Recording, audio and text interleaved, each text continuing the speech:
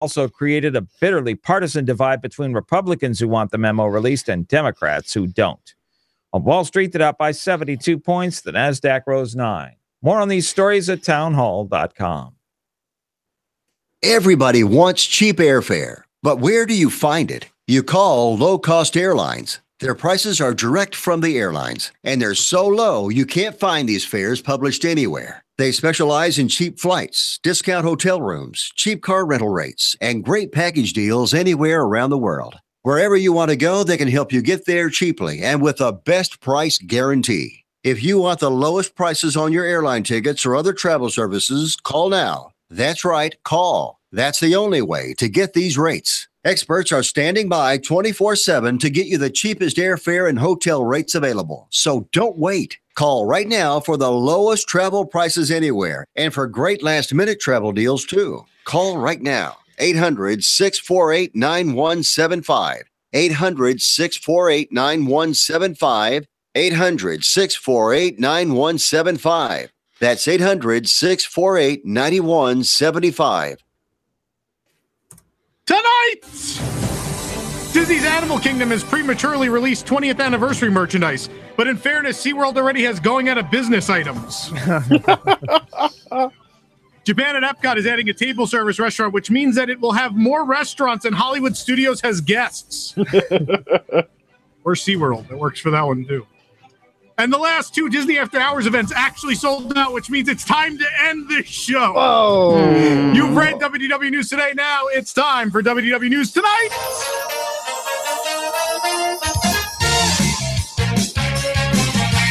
Live from Orlando, Florida, WDWNT.com, the worldwide leader in Disney Parks news, presents radio's only show about Walt Disney World, WDW News Tonight. Now, here are your hosts, Tom Corliss and Nicholas Cicero. Yeah, fake applause. Ooh. I don't know how I'm going to get through my week without fake applause anymore. I will send it to you each and every Wednesday night. I'm Tom Corliss. You're not welcome to WDW News Tonight, the series finale. That's right. This is it. Done. Mostly because this camera looks like garbage. So does mine. So does mine. Good. We're all in agreement why this show has to end. The cameras are garbage, and we're not buying new ones. Done. Anyway, my WDWNT app just crashed, so that's another reason. Wow. So, yeah. Good job, Michael. And I doubt we're on the air, so we're on the air, you know. Or maybe not on the radio. Who knows? Who would notice? Oh, look at that. I hear you on 1520 WBZW. Nice. I can make radio jokes now, right? It's the last show. Yeah. Stick it to him. So this is it. Yeah, this is it. I mean, we'll save all that discussion and garbage stuff for the third hour. The gushy stuff. We're on for 3 hours tonight. We hug each other and cry. Josh is over there saying yes, that we're on for 3 hours. Josh is in the studio because we had to bring Josh in. Is his mic on? Does he want a mic? I didn't know he wanted a mic. I asked you 20 minutes ago, is his mic on? Yeah, he probably did. Why did I come to Altamont Springs to talk for the 5th consecutive time? Not for the potatoes. For the indoor That's plant. What a papka means. Papka means potato. It sure does. Hey, potatoes. Yes. There's no Can you eat potatoes those? in Is there there. gluten in those? I brought my own snacks because y'all brought gluten-y snacks. Is there gluten in Everything the you munchies? brought has gluten in I it. doubt there's gluten in munchies. Yeah, there's gluten because there's pretzels and There's crackers. pretzels. And there's gluten in potatoes. Just eat No, the there's no gluten in Cheetos. potatoes. I'm sure there is. Potatoes are Just eat the gluten-free. Cheetos. It'll be fine. I will eat the Cheetos. Thank you. So if it grows from the ground, it doesn't have gluten? If it's not made of wheat, Wheat. it doesn't contain gluten. Yeah, fair. I can't imagine why this show is going off the air. No idea. All right, so we'll talk about all that junk later. Thank you for joining us. And now the news. Brought to you by T-Public. Happily Ever After at the Magic Kingdom is now beginning at 7:55 nightly as opposed to 8 p.m. The change is being made since sometimes the show would run long into the Larry Elder show. Oh, wait, that was us. Larry Elder. We'll get our revenge. No, he won. Larry Elder won. I know. It's unfortunate. Boy. Magic Kingdom. We're talking about Magic Kingdom. They'll be celebrating the 65th anniversary of the classic Disney film Peter Pan from February 4th to the 10th with limited time photo pass opportunities that can be found throughout the park. Captain Hook and Mr. Smee will be meeting in Fantasyland from 9 a.m. to 6:15 p.m. daily during the event, which is longer than the daily operating hours of Pizza Rizzo, for those wondering. You can meet characters longer than they serve food at Hollywood studios. Note, they will be coming and going throughout the day. Looks like somebody ate at Tony's. Yikes. It's not good. Josh, right? Not good? Great. How was your trio? Tony's love Tony's. You threw the rest of that out. Yeah. Oh, man. Also, that picture of Smee and Hook that's on there right now is me and Josh in real life. Pretty much. Which is which? I'm definitely the Hook in the relationship. Huh. Okay. I have the ship. He doesn't have one. I sailed us to Altamont. Next to Thought we were in a pop gun. next to I don't know where we are. Middle of nowhere. Next to Another reason the show's ending. next to where Hook and Smee will be meeting is a photo pass opportunity with Peter Pan's elusive shadow. With a little post-photo magic, you'll be standing next to Peter Pan without even knowing it. Or not. Photo pass may just forget to add it, so you may look like an idiot. So be ready for that. There's also one of those with Nick behind you. Oh, that one's very real. Though. Yeah. That's Very creepy. A little creeper. Creepy I like that one. version. Yeah. On the bridge from Fantasyland towards Sleepy Hollow will be a photo pass option that gives you wings. That's right. You can take a picture with a giant can of Red Bull. Whee! And on Main Street, guests will find a photo pass option that may be a little familiar, but no less fitting for the occasion. Keep your hands open, and Tinkerbell may just rest right in your palms. Well, that or a piece of a monorail. No, that's too good. Yeah, you don't often get free souvenirs. You got to take them.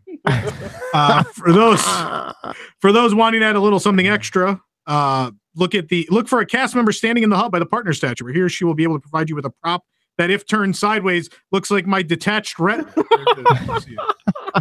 That's what they showed me in an X-ray. Can we turn that sideways? Do we have that capability? I don't think so.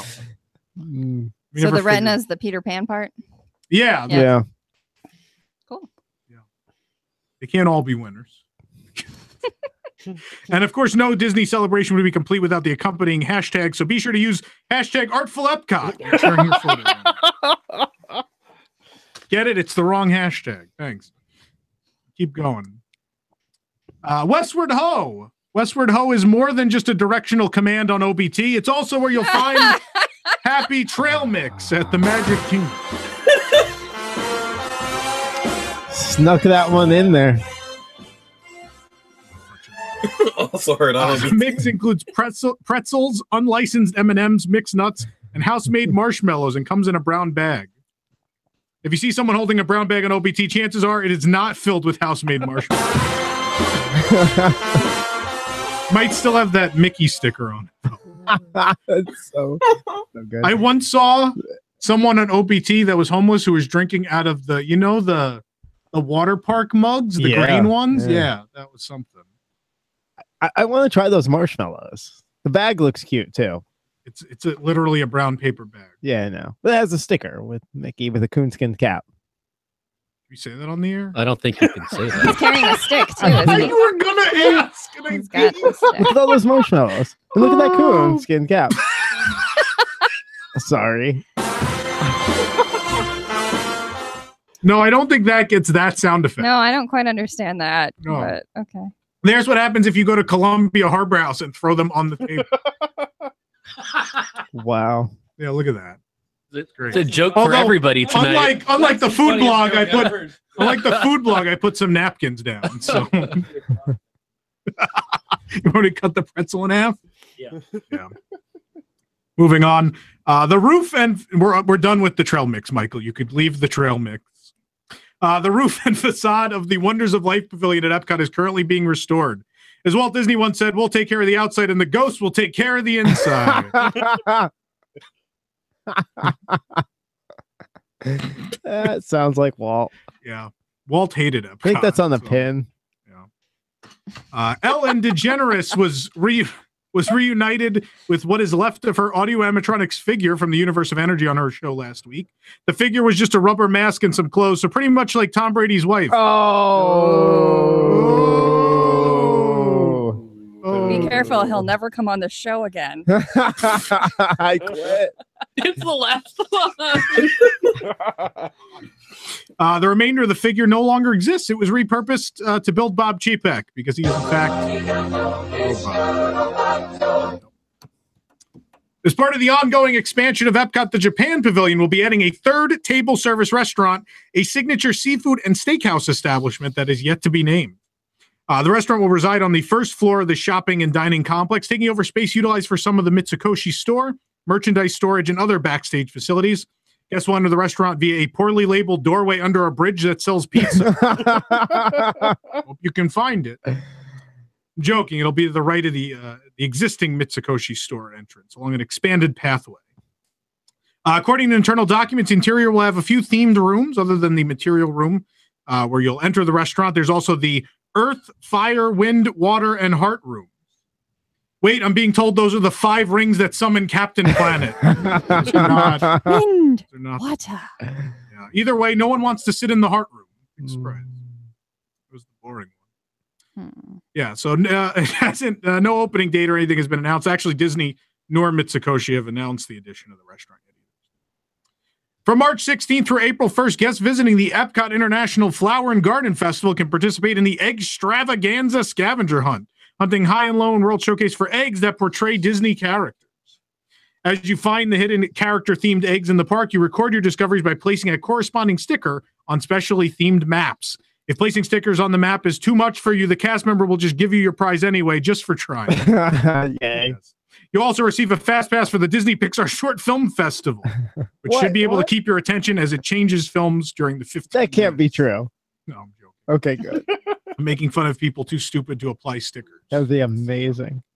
Maps and stickers can be purchased for $5.99 plus tax at the following locations: the Disney Trader, Pin Central, and the World Traveler, or as regular guests call them, that building near Mexico, the thing with the triangles coming out of it, and that building across from the building near Mexico. However, there's also they're adding a second springtime scavenger hunt called Spike's Pollen Nation Exploration, which you can't do if you have allergies. Sorry, Michelle. There's gluten in it? It's gluten in everything, apparently. In this hunt, Disney's favorite, and I guess only honeybee, Spike, has been pollinating his way around the festival, giving gardeners of any age the chance to follow his pollination trail. Guests can also follow a vomit. Guests can also follow a vomit trail on the new Epcot scavenger hunt. Guests in matching Drinking Around the World shirts protein spill spree. Be sure to catch that. That's awesome. Yeah, it's really popular. It's easy to start this new scavenger hunt. Just give Disney your money, and then look up who the hell Spike the honeybee is. I think I've seen him in one cartoon. Yeah, I think so. The Donald Duck one, right? I'm sure Donald Duck is in it. Yeah. No. Rumor has it that Sweet Spells at Disney's Hollywood Studios will be closing soon, leaving guests without a place to get a sweet treat in the park. Probably for the best, because kids shouldn't be getting all sugared up at a park where there's nowhere to burn it off. Up and down Sunset, run up and down there for 5 minutes. Star Wars. See, we're out of material. Star Wars Galactic Nights, the popular one-night special event held at Disney's Hollywood Studios, will return on May 27th to make up for the Solo box office. Yep. Solo. Thanks. The special ticketed event will be held from 7 p.m. to midnight. In addition to exclusive offerings, the current Star Wars entertainment offerings in the park, Star Wars A Galactic Spectacular and Star Wars A Galaxy Far, Far Away, will debut new elements from the saga for the first time, using footage from only the reshoots of the Solo. As for the attractions at Hollywood Studios, select attractions will be open to guests because, yes, they need to have less open, including some with special Star Wars twists like unsynced music tracks. Wow. Enjoy. Ticket information is yet to be released, but should be released soon.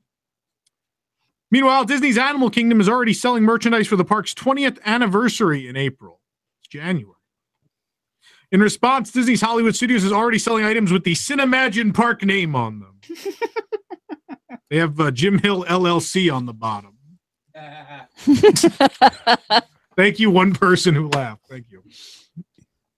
That's it. Why we brought them? That's all I've That got. one joke. He's our All I've token got laugher. on that. Residents of Walt Disney World's residential community, Golden Oak, are now among the first receiving applications to join the new Club 33 on the East Coast. Well, their butlers are receiving them and then reading it to their... The initial registration costs around $25,000, with annual fees costing roughly $15,000 or $14,881 more than a Disney After Hours ticket. Of course. Yes. Walt Disney World plans to open a Club 33 location in each of the 4 parks, so they're yet to confirm any of those. What are you laughing about? Oh, After Hours. All right. I missed that one. Joke, this show is like the same length as that event now. So those 4 locations include the Adventureland Veranda at the Magic Kingdom, the former Chase Lounge at the American Adventure, the Catwalk Bar at Hollywood Studios, and a back room at Tiffin's at Disney's Animal Kingdom theme park. That back room at Tiffin's, of course, will be decorated with pictures of all the servers who left Tiffin's during its first year of operation. The characters, like Brown Derby. Like, no one's coming. Minivan this is the worst monologue. We're going out with a bang. Minivans has launched a return service to the airport for Walt Disney World concierge guests only. Costs $150 per ride. The service isn't getting many booking, though, since most of these guests arrive in private jets and take limos to and from their hotel room. Yes. Oh, the limo's cheaper than that. Probably. We did the math. Are cheaper than They're that. not polka dot, though. No. That's true. Yeah. Anyway. Since launching last spring, guests who use the Disney dining plan have been wondering when they might get to take advantage of mobile ordering at counter service restaurants. Well, that wait is over. Currently offered at 23 locations throughout the theme parks in Disney Springs, the mobile order service allows you to order meals and snacks on demand, pay in advance, and skip the line at select quick service food and beverage locations where the cast members are actually paying attention to the mobile order pickup window. Unlike Magic Kingdom, where sometimes they just close it. Literally went to lunching pad and the lady had the window closed. With a My Disney Experience update launched today, guests with Disney dining plans can redeem meals and snacks if in mobile order if the app loads. All 3 Disney dining plans are available in mobile order, of course, being quick service, regular, and the Club 33 member dining plan. Beginning January 22nd and lasting for 90 days, guests at Disney's All-Star Resorts needing first aid can visit the All-Star Music Resort lobby between 7 a.m. and 11 a.m. daily. Similar to the in-park first aid, the resort nurse will be on hand to offer everything but the thing you actually need. It's so weird. That's so random hours, too. Well, I mean, Only get otherwise sick you'd be out in the between park 7 and anyway and Like- go to first aid there. Okay. If you chop But off it's your like, ear. it's weird. It's like, Who's chopping off their ear? People It's- sticking their heads off the boats at Pirates now? People do things. one resort and it's 5 hours. It's 4 hours. I was just going to say five Nick is hours. good at math. 5 hours. Math game. So bad Michael is yelling at you. Hmm. Anyway. The Atlanta Braves will not be moving out of Walt Disney World after the end of the 2018 Grapefruit League season, as previously announced. Apparently, the Wreck-It Ralph VR attraction rumored to replace Champion Stadium is not happening. That would have been so good.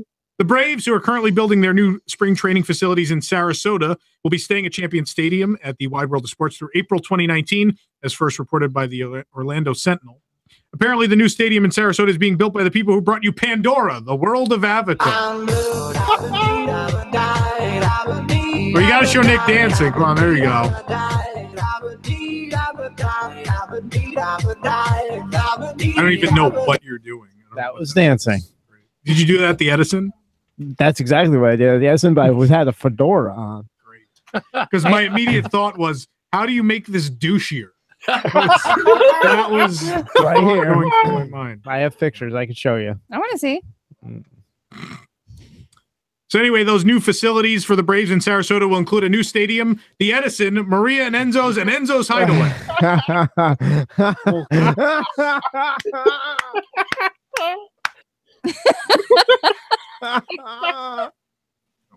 Wow. I'd hate to be the Edison right now.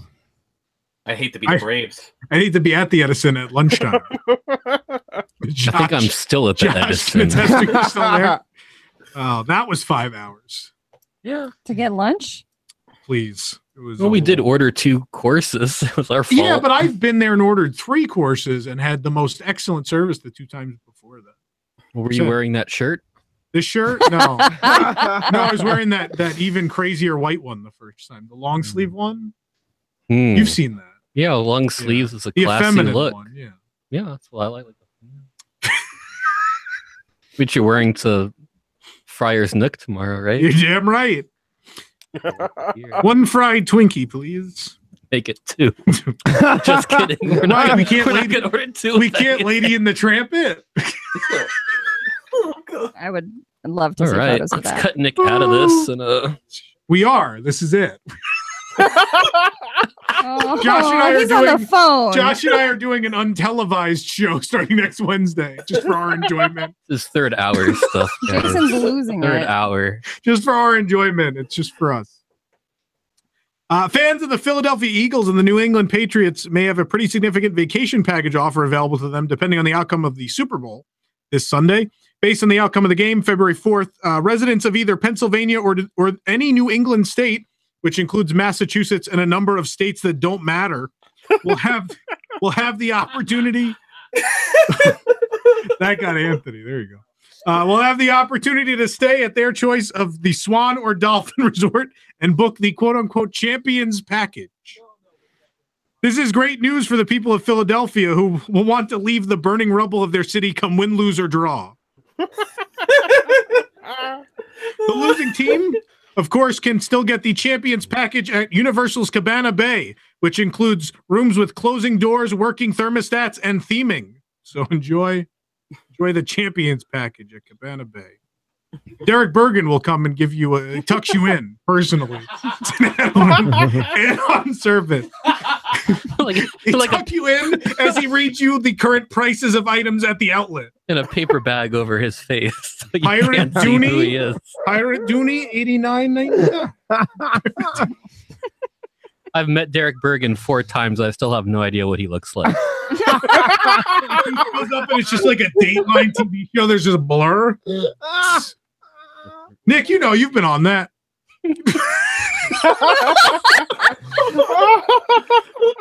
Or have I been? Wait. Where did Nick's glasses go? Check the water. Audio animatronic figures at California Adventure and Disneyland Paris lost their heads over the weekend. The heads will replace Bob Chapek as the chairman of Disney Parks and Resorts because it can't possibly be worse. Yes. There you go. Wow. That happened. That is amazing. If you want to hear I the don't joke we understand. wanted to make about these, you have to have heard See You Relate this week. So good. You know, I am a Wigs member now. No, you're not. Yeah, I am. I expect a $2 monthly refund. For what? I provide the entertainment. That's true. Just maybe when we don't mail you your prizes on time. Wait, Yeah, no. I'll tweet about that. Or the dates we don't send people on. She's still unavailable. Anyway. Wait, who's unavailable? Hannah, the winner of our dating game. Oh, When you, oh, what do you, Anthony met her. yeah? wait, what? I don't know where. All right, I'm going to keep going. I think we should. This is a disaster already. Sorry. Why are you ending the show, Tom? Are they not going to renew us, Tom? No, we're no Larry Elder or American Adversaries. I don't know what we're going to do. Or the Debbie's hometown, your hometown. She's still going strong. Isn't that like Hey, I the emailed eighth you host about that's that. had in the time I've been here? Yeah, one got cancer, one got kicked off for making bad comments on Facebook about gay people, and Oh. and yeah, now we're here. So for those of you who wanted us to stay on this station, there's some good reasoning. So there you go. Anyway. There you go. Disney is I'm going to move on. Disney is starting to get By concerned. the way, all prizes have been sent out, Good. except for Except- the Let's start up a whole new batch tonight for you. except for the hat that we have to autograph. We'll sign the hat tonight. Yeah. Sign the hat. Disney is starting to get concerned with the box office performance trends of Star Wars movies Well, yeah, no one wants to see a Star Wars movie every 6 to 12 months, or this show every week. Oh, That has Some of become us don't even want to come to the show every week. Wow. Somebody was right there. I had to. God. My boyfriend doesn't take me to New York. Actually, I have an announcement to We make. we only went to the MLS All-Star game. It was terrible. it was caca. The gondolas on Mickey's Fun Wheel at California Adventure have been removed to be replaced with Pixar character-covered cars. Yeah, there it is. Finally, now Mickey knows how it feels to be gutted for something nonsensical, just like the great movie ride. Wow. Suck it, Mickey. That's the news, thank God. Michelle, who brought us the news? Well, Tom, the news was brought to us by TeePublic. Don't forget to shop apparel and accessories for Disney fans through WDWNT.com and TeePublic. Just go to WDWNT.com and click the TeePublic ad to shop from hundreds of designs for t-shirts, phone cases, prints, and more, including exclusive WDWNT and WDW News Tonight logo apparel, as well as original creations such as Save Figment, Confirmed, I read WDWNT.com, 7, and more. Make the most of tonight's commercial breaks and shop through our extensive collection. TeePublic, an official partner of WDW News Tonight. We have a lot of show coming up. It's a 3-hour show tonight. Nick, are we doing prices right? Yes, we are. Do we want to get people on the phone for that? Yes, we do. All right, so 407-774-8255. We have one pricing game. 2. Oh, we have 2 pricing I games. made 2. It's Price is Right Redemption. We're going to see if Nick can do one game without any problems. It's going to be amazing. All that. We got an interview also when we come back on News Tonight.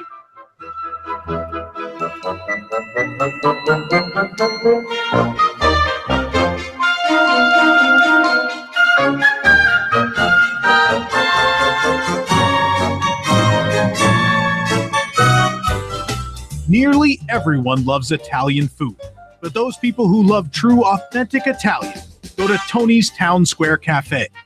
It's because owner and chef Tony Ragu offers home-cooked food from his hometown, Toledo, Ohio. He is 1/8 Italian. Locally sourced Cask Connection freezer items are combined with prepackaged ingredients imported only from the OBT Winn-Dixie, along with mangled recipes from nearly unreadable Buitoni labels. Whether it's quote-unquote pizza or that soup of the day which just hasn't changed in 14 years, taste for yourself at Tony's Town Square, just steps away from that hat store that sells pins. Come taste what the guide map is calling Italian food, only at Tony. And maybe at Portobello. There's a transportation system running today that has survived millions of foreign tourists without change, without passion, and without logic. It lives to kill. A mindless, moving machine. It will attack and devour anything. It is as if God created the devil and gave it a concrete beam to run on.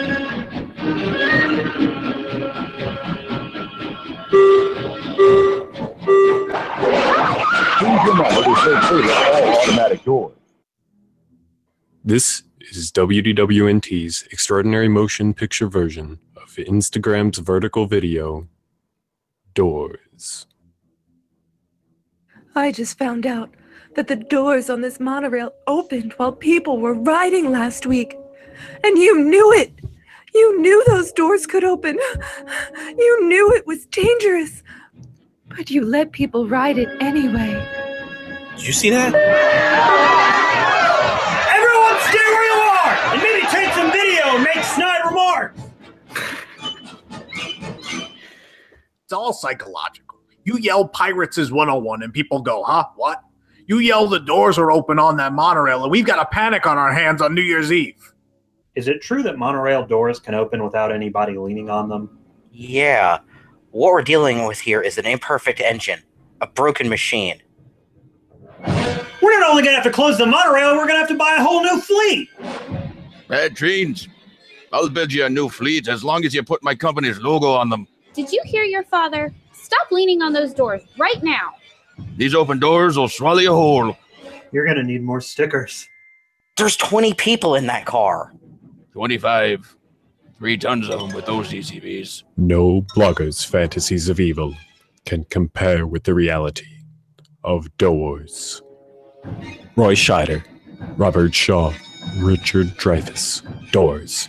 See it before you ride the highway in the sky. Please exit here.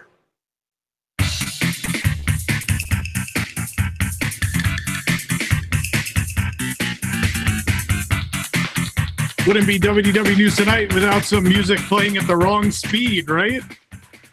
There you go. No, it would not. This is pretty fast, isn't it? Test track is a fast ride. Deal with it. Welcome back to WDW News Tonight. Do we have someone on the line for Prices Right? You know what? We do, but actually, you know what? We're going to bring on a special call first. Okay. Good evening, Gabe. After the amazing craziness that was the last News Tonight, I would feel horrible. Last Serial Late, I would feel horrible if I did not come on this show. Yeah. So you know Josh is here, right? Hey, Josh. Hello. You sure you don't want to play a game while Price is Right while Josh is here? Oh boy, this is going to be fantastic. Oh. Is he playing a game? He's not. He just wanted to say hi. Okay. I got 2 contestants to If you don't play. have anyone else to play, I'll play one of the Price is Right games. I mean, like, we got people. No, just kick somebody else. Who do you have? What? Kick them off. Who cares? Gabe has played a lot of Prices Right. And has received a lot of prizes. Yeah. Thank you guys so much. And you're going to continue doing the different segments in various forms, but this has been a really fun thing to, look forward to every week. And so that's all I wanted to say. And, we're going to miss it a lot too. Yeah. And obviously we're likely not going to have phone lines for shows. So we want to people won't be able to call in. Which is something cool. This is something we really liked about this show is people could just call in during conversations or whatever. And now we don't have that, which is sad. But I have a lot of burner phones. How many? If you see someone with a brown paper bag on OBT, it's probably Josh. They're me or Derek. They're Derek. Oh boy, no, his bags are all outlet bought. He's got all those discounted grocery store reusable bags. 2016 Saving the environment. 2016 Walt Disney World. Well, Gabe, thank you for calling. The show means a lot to us too, and it means a lot that you called to say you enjoyed thanks, it. Guys, and keep doing what you're doing. We will miss you calling to play games every week. Definitely. I don't care how much it costs. We're gonna have Gabe call in. All right. Well, thanks, Gabe. You rock. We'll see you at the parks, I'm sure. Yes, absolutely. All right. Have a good one. See ya. For other shows, we're still going to have shows that are live and have a chat room. Sure so will. it's not going to go away. And there will be games for people to play on WDWNT, the game night, and then Jeopardy will be its own series as well now. So the games and the interaction not going anywhere. We're going to go to the interview now, Nick. Oh, sure. Yeah. Can we go to that first? We had a quick interview. There's a lot of great stuff happening here at WDWNT. Not only the stuff we mentioned that's sort of directly replacing this show, but we have some other people on staff that are doing other things. And so we want to take a couple minutes to introduce some people who are doing something else new. That's that Ride Rehab podcast. So at this time, I'd like to welcome Tyler Mann and Thomas Kiernan of the Ride Rehab podcast. Hello, guys. How's it going? Hello, everybody. We'll try not to make fools of ourselves right away, at least. Well, despite this being 3 hours, we have a really packed schedule. So go ahead, tell everybody what exactly Ride Rehab is. All right. Well, we always found ourselves speculating on future attractions and rides or what we would have done differently if we were the Imagineers. So we put together Ride Rehab. It's a podcast where we'll explore parks, attractions, shows, restaurants, gift shops for ways that could outdated stuff could be improved, or as Disney says, rehabbed or refurbished. And somehow go ahead. I was going to say, and somehow I'll always be able to talk about Star Wars. Yes, I'm sure it'll go over well if you rehab everything into Star Wars. Well, yeah, pretty much. Like fail. People are always saying like, "Oh, they should bring this thing back." So we'll find ways of like modernizing defunct or replaced attractions, and we'll see what IPs we can shoehorn into them. So it's basically an hour-long podcast of complete blue sky creativity and fun. And what can Star Wars work with? The answer is not a lot. So give me an example. So like on the first show, what are you guys doing? So on the first show, we journey into Epcot and we sort of go through Future World and go through the numerous attractions there and how they can be updated. Like the entryway, like what if it wasn't just like the gravestones of people from the Millennium Celebration? What would we put there instead? Wait, are you insinuating people died at the Millennium Celebration? That's what it looks like from first glance. That's what he thought it was when he went for the first time. It does kind of look like a war memorial. It's like giant monoliths of like people who like died making Epcot. So like what would you put there instead? Or how could you like make Epcot more about what it should have been in the past? Or like what would Journey into Imagination be like if it had like what was the idea? Doctor Strange taking over it instead. Oh, so, this show's going to go over great with this audience. let me tell you, they're going to love you guys. Hopefully. Dreamfinder, I've come to bargain. The comments are looking like right now. No, I think they're pretty open-minded. People will give you a chance to. You just got to substantiate it. Once you make that claim, you got to tell people why that makes sense. So as long as you explain it and it makes sense. Well, pretty much there's no wrong answer. Like we'll just there's no wrong answer. There's no wrong answer. The wrong answer is Star Wars. Yep, that's it. Found it out. So give me an example of what do you think is the most ridiculous idea either of you has pitched on a show yet? Oh, we're not that far in though. I mean, so far we've done Future World and an entire episode on Journey into Imagination. Most ridiculous one for that was pretty much just what if Journey into Imagination was Star Wars? What if it was just a slow-moving Star Wars ride and that was it? And that's what and then they at just the put end, Luke Skywalker goes, "You use the Force." Yeah, that takes a lot of imagination. And that's it.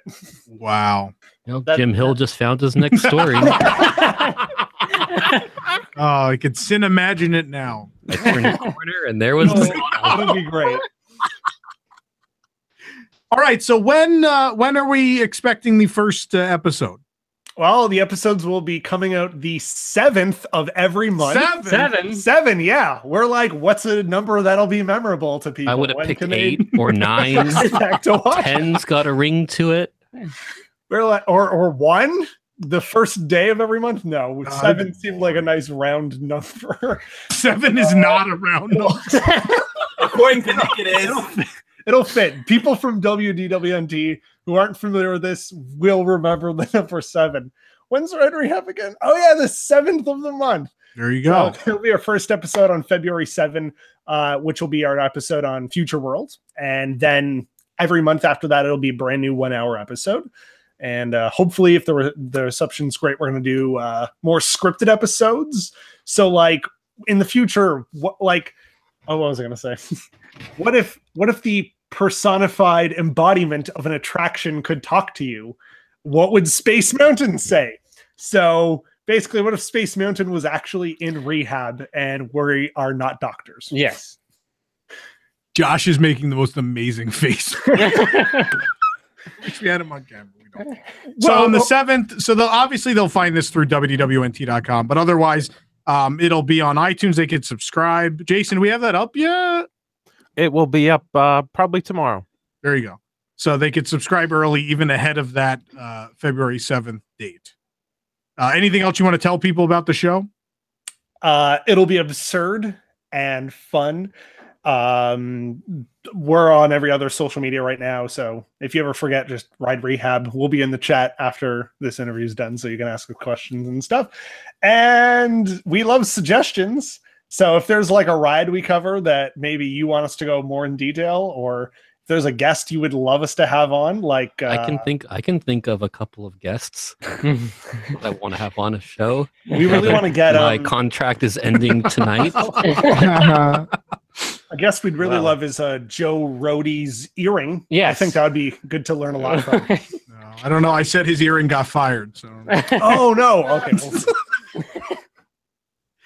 So where can they find you on social media?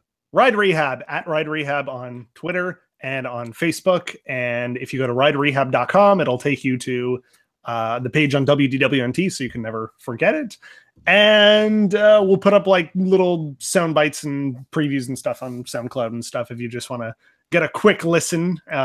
Basically stuff we could share on social media and Twitter if you just want to play something really quick. But yeah, Ride Rehab everywhere. There you go. Sure, So beginning February 7th, the Ride Rehab podcast with Tyler Mann and Thomas Kiernan. Thanks, guys. We're looking forward to it once a month again on the 7th. 7 Yeah, 7 of every month. What if we started? Or what if we continued, rather? All right. Thanks, guys. Thanks no so much problem. for Thank having you us. very much. No problem.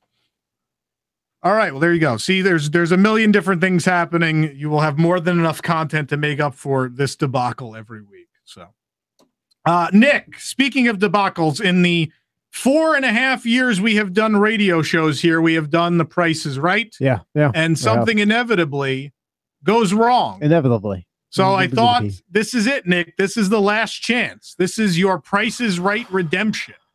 To have a game, a pricing game, from start to finish that goes deep breath. He's meditating the way right it's now. meant to go. Are you ready? We'll find out. It's time for radio's most fantastic few minutes of Disney-themed games and prizes. It's WDWNT, The Price is Right. Chris, come on down. You're our first contestant on The Price is Right. Good evening, me, guys. Yeah, thanks for calling in and being part of Price is Right Redemption. So Chris, you are going to play Take Two. Take Two. Have you ever played The Price is Right with us before? Yes, I have. All right. So have you won a prize? I have. Have I sent it to you? Eventually, yes. Did you receive it? All right. So we're going to play Take Two. Here's how we play Take Two. I'm going to name 3 items that you could find at Walt Disney World, along with a total price. You must identify which 2 prizes have the prices that add up to the total price. Do this with 2 sets of 3, and you win. Okay? So the first set of 3 items, the total price you need to get to is $46. $46. Which 2 of these items would you like to take to get the $46? The set of 4 Parks espresso cups, the Dumbo antenna topper, and the Disney Parks Magic Band 2 Millennial Pink. The Magic Band and the topper. All right, $46 is the price you have to get to. You're taking the antenna topper and the Magic Band. Let's see. The price of the Dumbo antenna topper is $6. $6. So the Magic Band will have to be $40. Let's see here. No, it's not gonna be. The Magic Band, the Millennial Pink Magic Band is only $13. $13. You don't win that one. The set for espresso cups, that's $40. $40 on that one. All right, so you still have a chance. There's 2 sets left here. So the price you have to get to on this one is $40. $40 is the price. The 3 items I have here are the Animal Kingdom 20th Anniversary Disney Conservation Fund travel mug, the Minnie Mouse Small Valentine's Day plush, and the Chip and Dale 2018 ear hat ornament. Okay, what was the dollar amount again? Sorry. $40 is the price you have to get. And you have that 20th anniversary travel mug, the small Minnie Mouse Valentine's plush, and the Chip and Dale ear ornament, 2018 ear ornament. I'll take the plush and the mug. All right. The price of the Animal Kingdom 20th anniversary mug is $20. And the price of the Minnie Mouse Valentine plush is also $20. There you go. All right. All right. So far, so good. Here we go. Last set of items. This is for the win, Chris. You have to get to $35. $35 is the target price here. We have the Elsa Castle photo frame.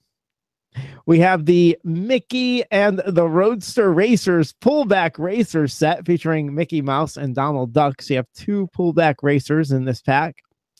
And we also have the Toy Story Alien ear hat for adults. The target price is $35. Here. Go with the racers and the frame. All right, let's see what we got here. The price of the Elsa Castle photo frame is $23. $23. So we're getting close there. The price of the Roadster Racers 2-pack with Mickey and Donald, $10, bringing your total to $33. Unfortunately, not a win. But Nick didn't mess up. No, you don't get that. You don't get that. Get that. Well, Chris, thank you very much for playing tonight. We appreciate it. And thanks for listening tonight as well. Thanks, guys. I appreciate it. I'll miss you guys. All right. I'll miss you too. Miss you too, Chris. All right, now Caden's coming on. We're going to play another pricing game. Since we got Caden on, we got another game to play, and I want to give out the prize tonight. So, Caden, good evening. Good evening. I just wanted to say before we start the game, thank you guys for the epic podcast that you guys did for like 3 years. 4.5 years, thank you. Well, if you combine this and the radio show, yeah, 4.5. This show is 2 years. I've only been listening since episode 1 of tonight, but Get Gabe back on. It's been my favorite thing. Gabe is a guaranteed loss. You don't have to ship him anything. Stop it. You said your favorite thing, Caden? What? What were you going to say, Caden? I was going to say this is the thing I look forward to every week, and if remember to post the podcast. And like I won the game. I won I think my first game was Parks Pursuit. And I won that, and I still have that episode downloaded in my phone if I ever want to go back and listen to it. That's awesome. Aw, thanks. That's really And cool. I never got my Haunted Mansion comic book. You sent me a bag of random other stuff, and I was like, "There's my play the noise." I never got the Haunted Mansion comic. I got Mickey and Goofy Explore the Universe of Energy. That's even better. That ride's closed. Oh goodness. Your priceless, Caden. I love that everyone lets Nick have it. Sorry, I didn't mean to put you on blast after I talked you guys up so much, but no, it's good. And It's I'm good. ready to play the game. Caden, you're gonna win tonight, and I'm gonna send you something really good. All right. Okay. Here we go. You gotta try and win. You're gonna play the game called Switch. I'm gonna name 2 items you can find at Walt Disney World, each with a price. You must determine whether the prices are with the correct items or whether the prices should be switched. Do this with 2 sets of 3 to win. Okay. Here we go. We have try and win this one. Yeah, we have item number 1 in the first set here is the Epcot International Festival of the Arts 2018 baseball cap for adults at $27. I also have the Stitch Plush Pillow Pal at $30. Those correct, or should I switch them? I think those are correct. Let's see. The actual retail price of the baseball cap is $27, meaning the Stitch Pillow is $30. There you go. 1 for 1. Nice. You're in a good spot here. Here we go. Someone said I won a Pandora pin and got a map instead. I have no use for a map. What have you been doing for 2 years? I blindly throw things in envelopes. But we and tell ship people them. they want specific items. That's your problem, not mine. What? I apologize, You want me to Carousel add of on Progress. The whole comic issue. I got mad about it in a chat once, and Nick sent me another Universe of Energy comic.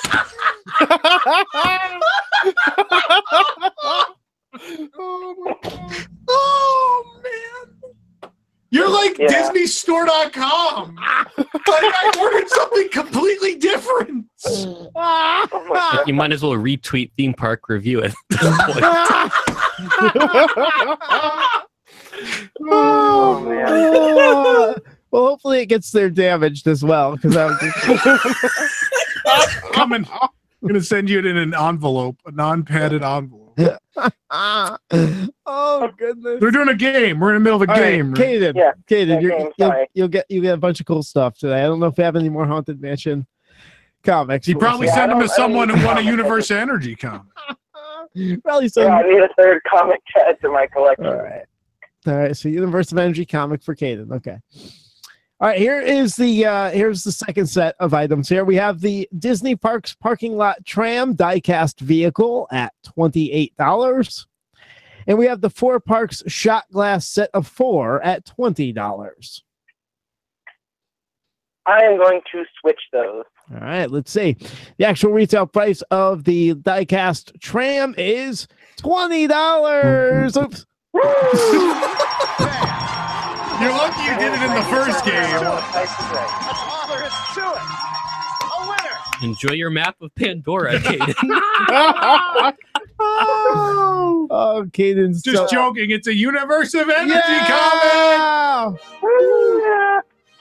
Maybe I can so go through the excited comic, about and something anytime there's Ellen, I can just replace it with the picture from Ellen's show. All right. Hold on, Caden. I need to make sure I have your address to get some stuff out to you. Hold on.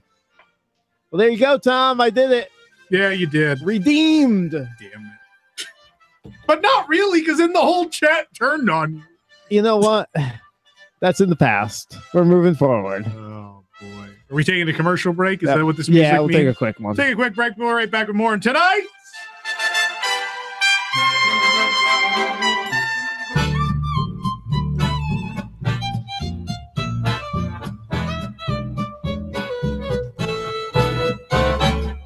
Woody's Lunchbox. Come on, it's time to eat. Woody's Lunchbox, a favorite dairy treat. You know, when I have a hankering for some cheese, I don't just grab some microwave pizza from the pizza planet like you city folk. I like to sit on down to a healthy, reasonable dairy treat, a mini baby bell cheese. Yeah! It's time for Woody's Lunchbox. It's the very best. It's the tiniest, reddest cheese in the wild, wild west. Sometimes I even like to grab myself a soda float if I feel like I've been eating right all week long. You know, to me, nothing says I've been shrunken down to the size of a toy quite like vanilla ice cream, ice-cold Coca-Cola, and some wax-encased cheese. In fact, I dare you to find a better meal in all of what's left of this here theme park. So turn away those cold pretzels, get rid of that nearly uncooked corn dog, and mosey on down to the side of the park that kind of still looks like a movie studio, and pay a visit to your lactose-happy friends here at Woody's Lunchbox, opening summer 2018 at Disney's Hyperia XL theme park. Woohoo! Woody's Lunchbox, come on, gather round. Woody's Lunchbox, the rest of the park's torn down. All the kids come running for the best darn cheese in town. It's the dumbest, stupidest, cheesiest corporate alliance around. Mini Baby Bell. A hole in the tax laws that saves you some. Good. A hole in the ceiling thanks to your upstairs toilet overflowing. Bad. Your favorite swimming hole? Good. The 10th in your wall because you couldn't find the stud? Bad. You need to fix those holes in your home. Call Hole in a Wall Drywall Repair, the premier small hole specialist. Hole in a Wall Drywall Repair specializes in seamless texture matching, and most jobs are done within 2 hours and with no mess. Wall ceilings. Hole in the Wall is dustless.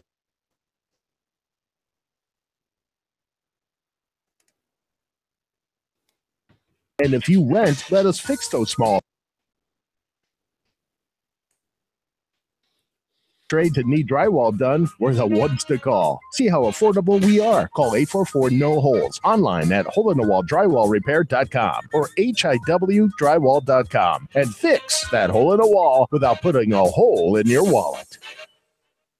Legal representation is often about personal values. Hello, I'm Karen Eastry, attorney. For probate, estate planning, divorce, adoption, guardianship, issues concerning children and the aged, call me at the law offices of Alper and Eastry at 407-869-0900. I am a lawyer who not only speaks for you, I share your values with the experience, energy, and enthusiasm to represent you effectively. My ultimate goal is to help you reach a satisfactory conclusion to your legal problems, to find peace, and to be able to move on with your life. Call me, Karen Eastry, at 407-869-0900, or visit my firm's website, altamontlaw.com. My office is conveniently located in Altamont Springs, close to I-4.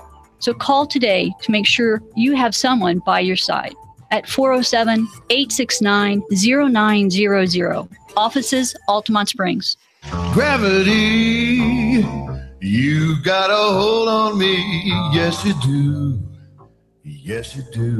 Not going to interrupt Sunday Eclipse. Gravity, you got a great big Oh, no one's hold going to. on There we go. By the way, the mug of the week, in honor of this somber occasion, is the Black Pearl. I can't see it. I realized you can't really like just drink out of this. You need a straw. The only straw I had available is this straw from Cars Land. So this is my life. That's a fantastic straw. It's my Cruz Ramirez straw. They didn't have those when I was there. Freaking out of my Black Pearl. I just dropped the straw. So we got a lot more coming up tonight. If Michelle was here, I'd have her read that ad, but she vanished. Nick's on the phone. We have a lot of stuff coming up next hour. Next hour, we have our in-depth discussion about media ethics in the Disney online community. Oh boy, it's gonna be great. Tom, Nick, and Michelle are angry about things coming back tonight. The wonderful world of psychotic comments is around. We got Jeopardy coming up tonight. Some other surprises and our big send-off at the end. So lots more coming your way tonight. We have a couple minutes here at the end of the hour before our station demanded commercial break, one of the last of those we have to do. Michelle, you missed, we didn't do it without you. We got that ad for WDWNT, the app. Could you tell everybody about the app? I would love to. WDW News Tonight is brought to you by WDWNT, the app, the official mobile application of WDW News Today. This app brings you all the latest Disney Parks news, podcasts, including WDW News Tonight, streamed right to your mobile device, park hours, videos, as well as the ability to listen and chat live on the go with this very show and many others. Download the app today for iOS, Android, and Amazon devices by searching for WDWNT or visit WDWNT.com for more information. WDWNT, the app, bringing the worldwide leader in Disney Parks news anywhere you want it. There you go. All right, so hour 2 of 3 tonight. Coming up in a few moments. Stick around for more news tonight.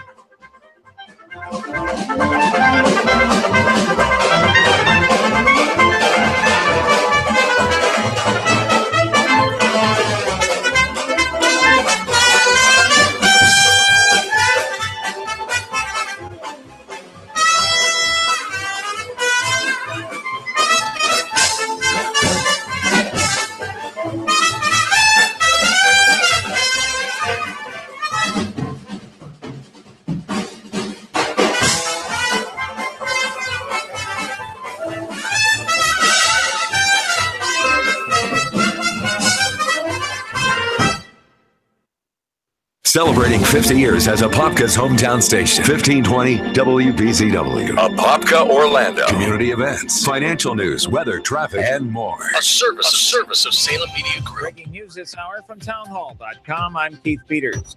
Most GOP lawmakers got to their retreat in West Virginia this afternoon after the chartered Amtrak train they were riding in collided with a garbage truck at a crossing in Crozet, Virginia, west of Charlottesville.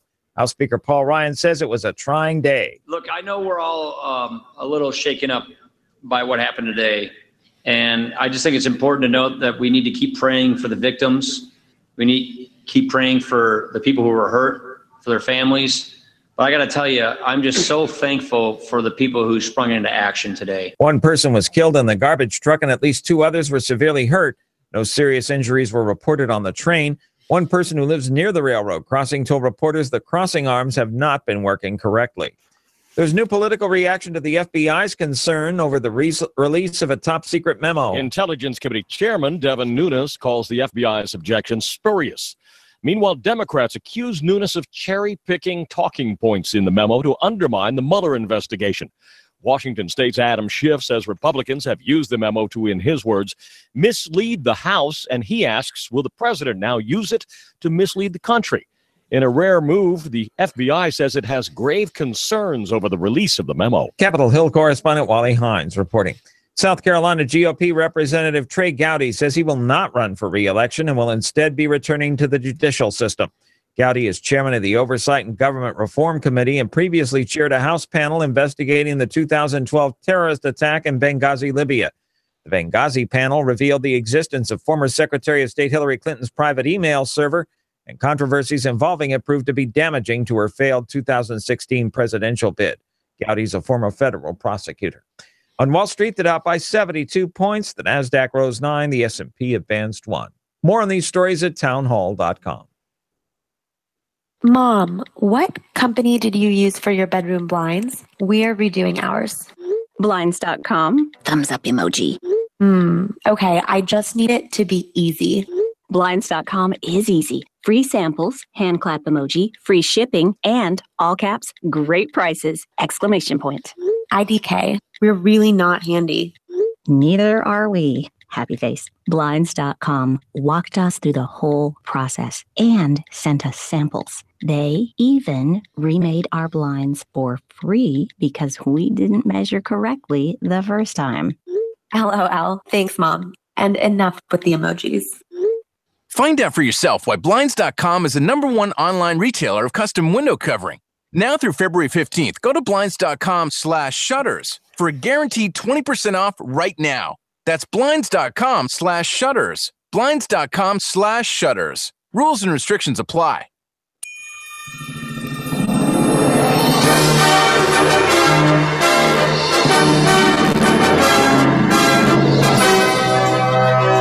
Welcome back to WDW News Tonight. We are live at a whole bunch of places I'll never have to read again. We're live on 105.5 FM, AM 660 and AM 1520 in Orlando. Of course, at listen.wdw. Oh, no, that's wrong now. At WDWNtunes.com. I never even updated. Of course, on YouTube and WDWNT, the app as well. Thank you for joining us wherever you're joining us from. This is usually the point where I tell you what's coming up next week, but if you show up next week, you're going to be alone, so don't do that. We do have lots of live programming coming up. February 19th at 9 p.m., it's Back to the Future Live, the Universe of Energy at Epcot. Coming up in March is Back to the Future Live, the Disney Monorail. WDWNT March Madness will return. That is a month-long live show series. And in the coming days, we will have dates for you on the next edition of Jeopardy, the first edition of WDWNT The Game Night, the 2 monthly editions of Wigs Live. That is the exclusive question and answer show for WDWNT Interglobe Society members, and as well other new shows, including Walk in the Park and more. We'll have all that information for you in the days coming up. But the next one to mark your calendar for release as of right now is Back to the Future Live, February 19th. Michelle, who brings us WDW News Tonight each and every week? Who would that be? Small World Big Fun. Yes, right here. Well, there are times when planning a Disney vacation can be overwhelming. There are just so many options: where to stay, when to go. Is this the best price? How exactly can I get onto Flight of Passage or Frozen Ever After without having to wait 120 minutes? Even if you've been many times before, you know how much time it can take to get things exactly the way you want them. This is where Cindy Miner and the team at Small World Big Fun comes in. Small World Big Fun is an authorized Disney vacation planner, and in its past 10 years, they have helped thousands of families plan Disney vacations to the Disney parks, the Disney Cruise Line, Alani, and all other Disney destinations. Their job is to make planning a Disney vacation easy for you. They will wade through all the options to help you plan the trip that works best for your family. They will make sure you are getting the best price. The best part, they are a no-fee agency, so when they book your vacation package, you don't owe them a dime. So if you'd like to reach out to the team at Small World Big Fun, just visit smallworldbigfun.com/Disney fans. That's one word, Disney fans with an S, today, and they will be glad to help. Thank you, Michelle. And Nick, we have a call. Yeah, you want to take that now? Yeah, let's take that now. By the way, the phone line's open all night. I know this is our last show, so if you have something you want to say, it's the last time to say. It's a 407-774-8255. Keep that in mind. the last portion of the show, we'll kind of just be talking about the future and what this show has meant and all that stuff. What I have going on. You could hold it, what Josh has going on, sure. We could save that for the end. If you want to call in at any point, those lines are open. Nick, who are we talking? ESP. Oh, boy. Hey, guys. Hey, ESP. This is incredibly heartbreaking, my goodness. I just hate this. I hate it's the last time. I wanted to ask a question and make a comment. First off, what do you think, since Stitch's Great Escape just closed, what do you think's the ride now that after it closes, everyone maybe dislikes it now, but after it closes, they're all going to go, oh, that was so special. Oh, you should have been there, all that stuff. Something that'll close, but everyone will say was special. Yeah. Like, you know how with Alien Encounter. Yeah, people didn't realize until it was gone. Yeah. Exactly. That's tough. What's going to close that people are actually going to miss? Well, it's not a great movie, right? Excuse me? What? You're walking home. I know the Lynx bus route pretty well. You ever been on it this late? Oh, what would close that people would be upset about that has a probability of closing? And then also, it's like also that the Living with the hipster Land. heads, like I feel like the hipsters especially love Alien Encounter. Rock and Roller Coaster. I'm gonna go with Rock and Roller Coaster. Really? I bet that's gonna close, just because it's in studios and it's not a Disney IP, and I bet people are gonna be really upset about it, even if they keep the coaster portion. Kind of like California Screamin', where no one really. Like, when you asked them what their favorite ride was, no one said California Screamin'. But now that it's closed, people say it. That's my answer. Nick, do you have one? A ride that might close? That might close, that maybe people don't talk about a ton now, but would be like, out of nostalgia, they would love. No, Tiki Room. People love the Tiki Room now, whoever said that in the chat. People would love I guess people like Rock and Roller Coaster. They do, but it's not like a love. Right. Right. Something that would be martyred, would become a martyr if it closed, essentially, but no one cares about now. I know, wow. No one cares about that. Michael said he has one. Michael, what is the one you have? Muppet Vision. No, everyone loves people care Muppet about Vision. that. Get out of here. We'll riot if Muppet Vision goes. It's like the last thing. Yeah, no, everybody cares about that one now, though. It won't be a thing that suddenly happens. My thing with Muppet Vision is I hope they keep a piece of they somehow keep pieces of the original when they remake it, whatever, if that even happens. If they even remake it, Jason, you have one? Living with the Land. That's never gonna close. It's food production for the restaurant. But isn't not though? That's not the point of the game. I mean, what the fanboys love that already. It doesn't matter. I don't think people love it. There's never a line. There's always a line. Yeah. What year do you think it is? I can't think of any attraction at Epcot, honestly, that qualifies here. Yeah, because Circle of Life, no one's going to care. I've been trying to find others like that. I haven't thought of any. Like Alien Encounter just has such a huge reaction now. You know, everybody. Yeah, but it was something that closed not for quality; it was for content. And the problem is, there's not a whole lot of attractions that fit that. There's not a whole lot of attractions that close not because they're just not popular. Snow White's Scary Adventures. That did, yeah. And there's people that fit. But no one like that's not one that people bring up and they're like, oh, that was the best thing ever. Filler Magic? Yeah, that could be one. That would qualify. Do you think that would close them? I think someday that has to close. I think they'd redo the film. I don't think. Okay, that's fair. But a good question. All right. Hey, I got one more for you. Okay. And then let me make a comment and then I'll get off here, get out of your hair. But what ride do you think right now? Because I kind of feel like the Pandora stuff, what is it, Flight of the Banshee? Flight of Passage. Do you think that Flight of Passage, you think that's going to have a long shelf life? Like that feels like one that could easily go down in quality in the next few years since it is just a simulator. Look at Soarin'. The best simulator, but Soarin' just a film update and people still love it. Doesn't matter. I think that'll be the same as long as they keep that film up to date every 10 or 20 years. Star Tours ish, right? Is that, it's along the same lines, right? Yeah, you gotta change the film. Eventually film will look old. I mean, film technologies change. But as long as they do that, I don't know. I don't think people get tired of it necessarily. No. Also, a park with very little competition. Like, you're going to do everything in that park. How about Bug's Life? That no one would care. I'd care. No one would care? No. Hmm.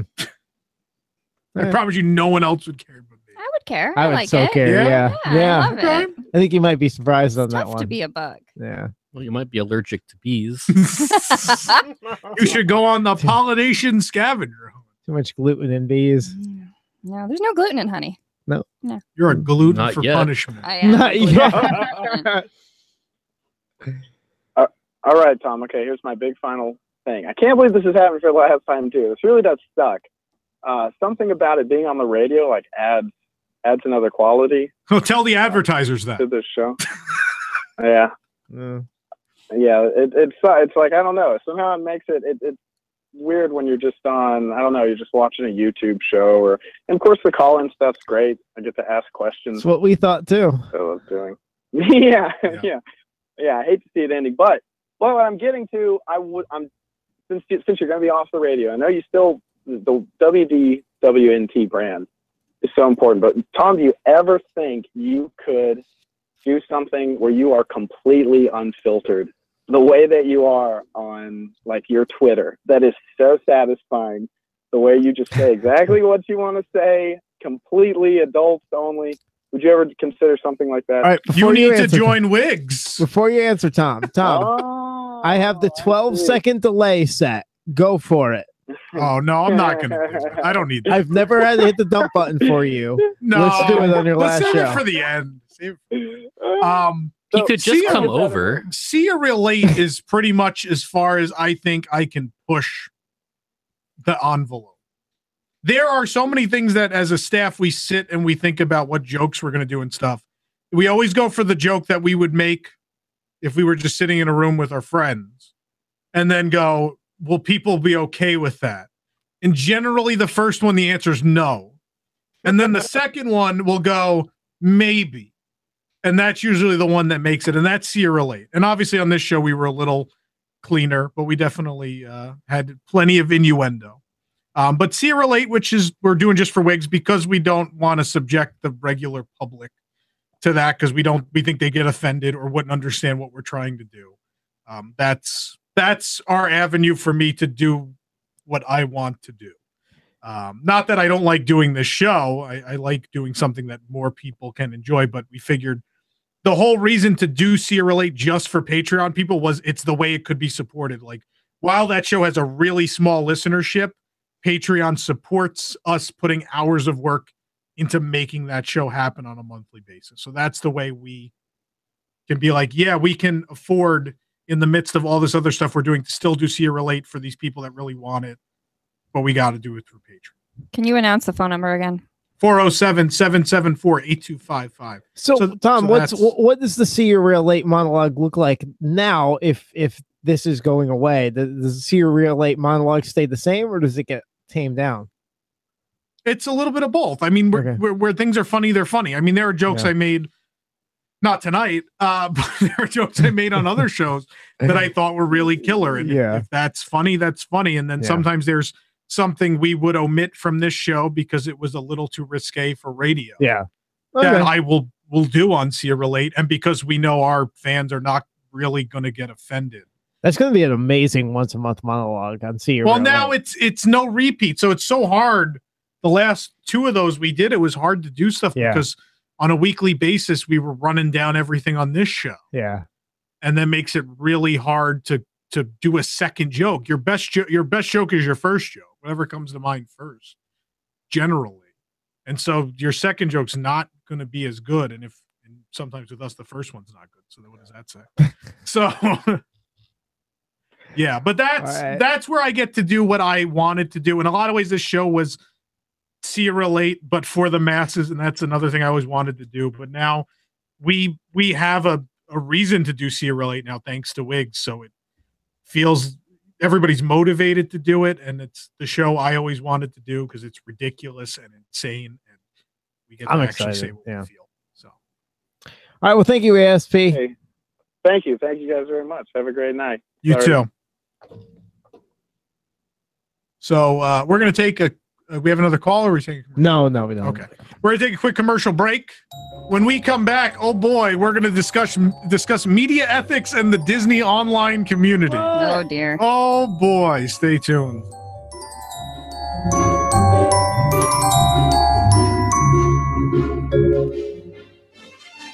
Do you own a large fleet of vehicles that travel along a concrete beam?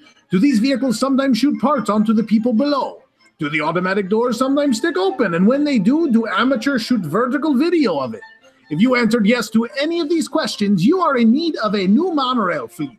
I am Feliz, and in addition to my lucrative business selling ear hats and not much else, I also design and repair monorails. In fact, I've been repairing the Disneyland monorail since 2008. Can your guests not breathe? I poke big holes in the roof. Do pieces of the monorail keep falling off? Then I'll provide you the best blue masking tape money can buy so your cast members can fix it right at the station. Are your monorails so decimated that you need to completely replace them? Well, I have good news. I design and build monorail trains as well. The best part is that you can actually pay me to build them for you, and then you don't have to have my company's logo plastered all over them. Isn't that great? So contact us today at Feliz Monorail Liquidators, located at the corner of Center Drive and North Facilities Way. Our doors are wide open, so come on in.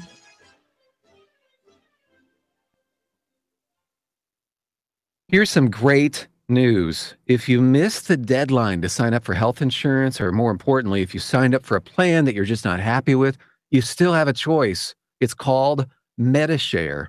MediShare is a Christian healthcare sharing program that's been around for 25 years, and they have hundreds of thousands of members all across the country. And get this, over the years, MediShare members have shared more than $1 billion of each other's medical bills. Best of all, you could save a lot of money with MediShare. The typical savings for a family is about $500 a month. Your savings could be more or less, but think about what you could do with that extra money. Think you're stuck with a high-cost health plan that doesn't have a lot to offer? Well, think again. You can join MediShare anytime, so call them today and check it out. Here's the number to find out more, and there's no pressure. They're super easy to talk to. 844-41-BIBLE. That's 844-41-BIBLE. 844-41-BIBLE. What is probate? Probate is the legal process of settling a person's final affairs by ensuring creditors' claims are addressed and the individual's assets are distributed to the proper persons. Hello, I'm Karen Eastry, attorney. I share your values. I would like to assist you with the process of preparing estate planning documents that state your wishes so that in the event of your death or disability, your wishes are clearly stated, personalized for your situation. After you have lost a loved one, I can help you through the probate process from start to finish. Call me, Karen Eastry, 407-869-0900 to discuss ways I can assist so that if you die or are sick or disabled, your wishes are honored and your loved ones protected. Let me help. I'm Karen Eastry. That's ESTRY, attorney, 407-869-0900, or go online to ultimatelaw.com. Offices, Altamont Springs.